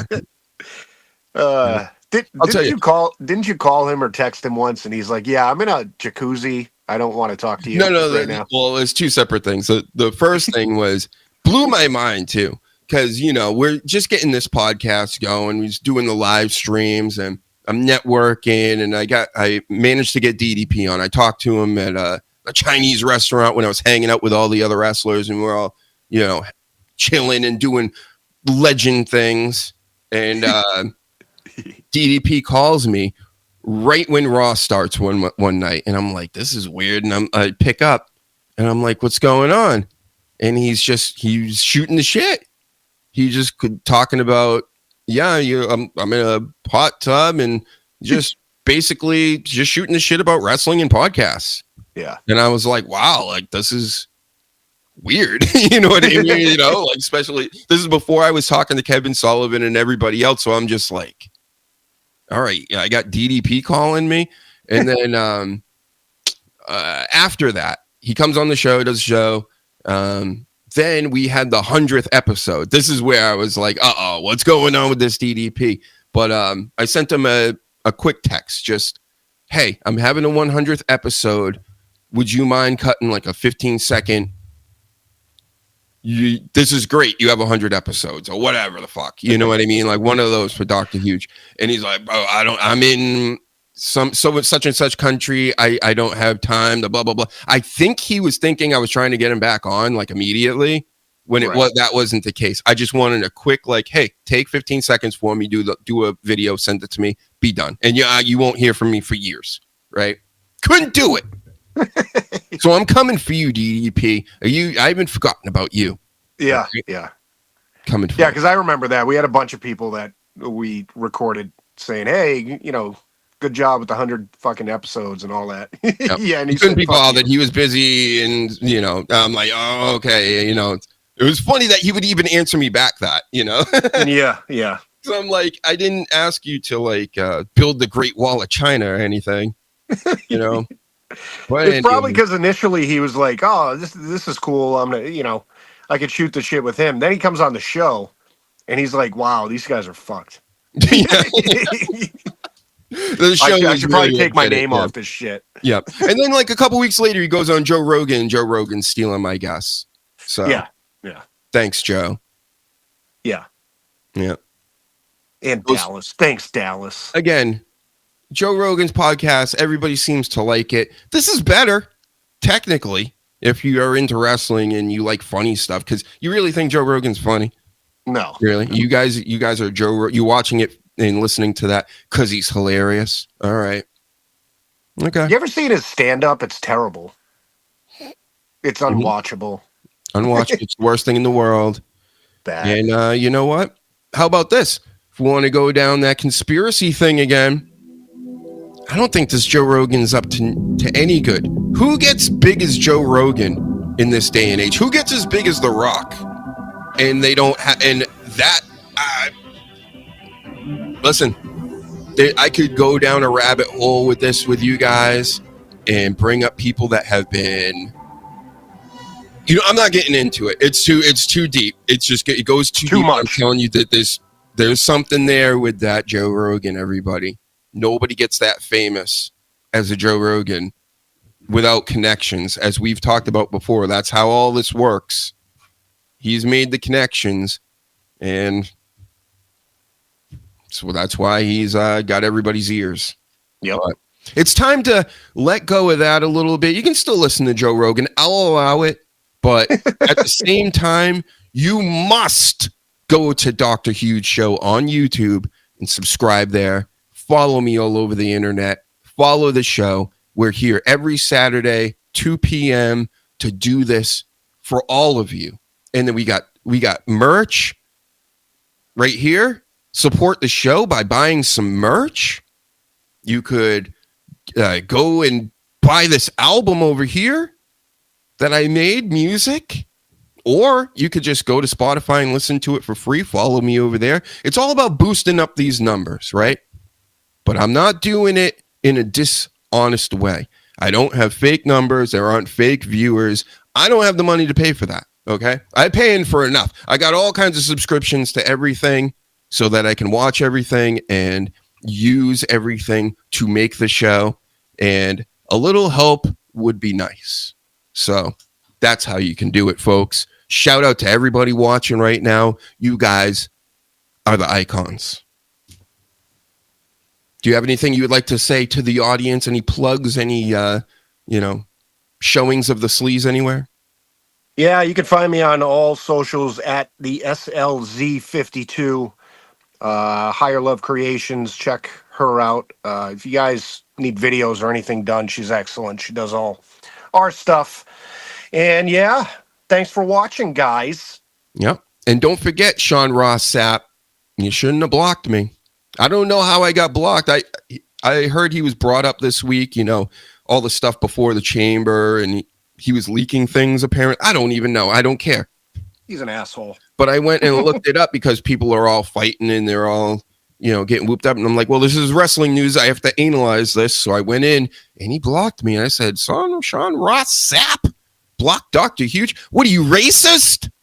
Must be. Must be racist. Let's go with that. All right. Thank you, everybody.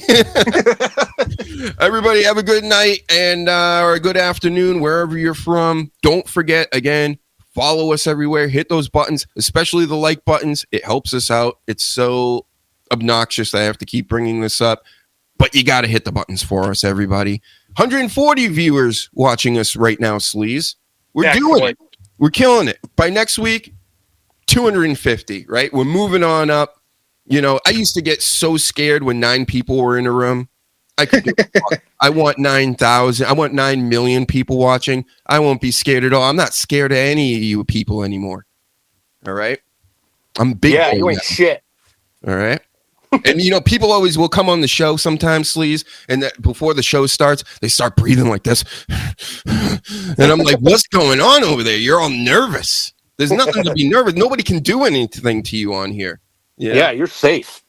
Yep. unless I jump through the screen, the ring style and start punching people's faces. It could happen someday, folks. This technology is getting pretty good. Anyway, you guys are doing great. Shout out to Coach. Shout out to Paladin. Shout out to Philly Sports Pride, Sasha Reigns, who came through, and everybody that's watching. You guys are the best, and we'll talk to you later. Bye. Titillate.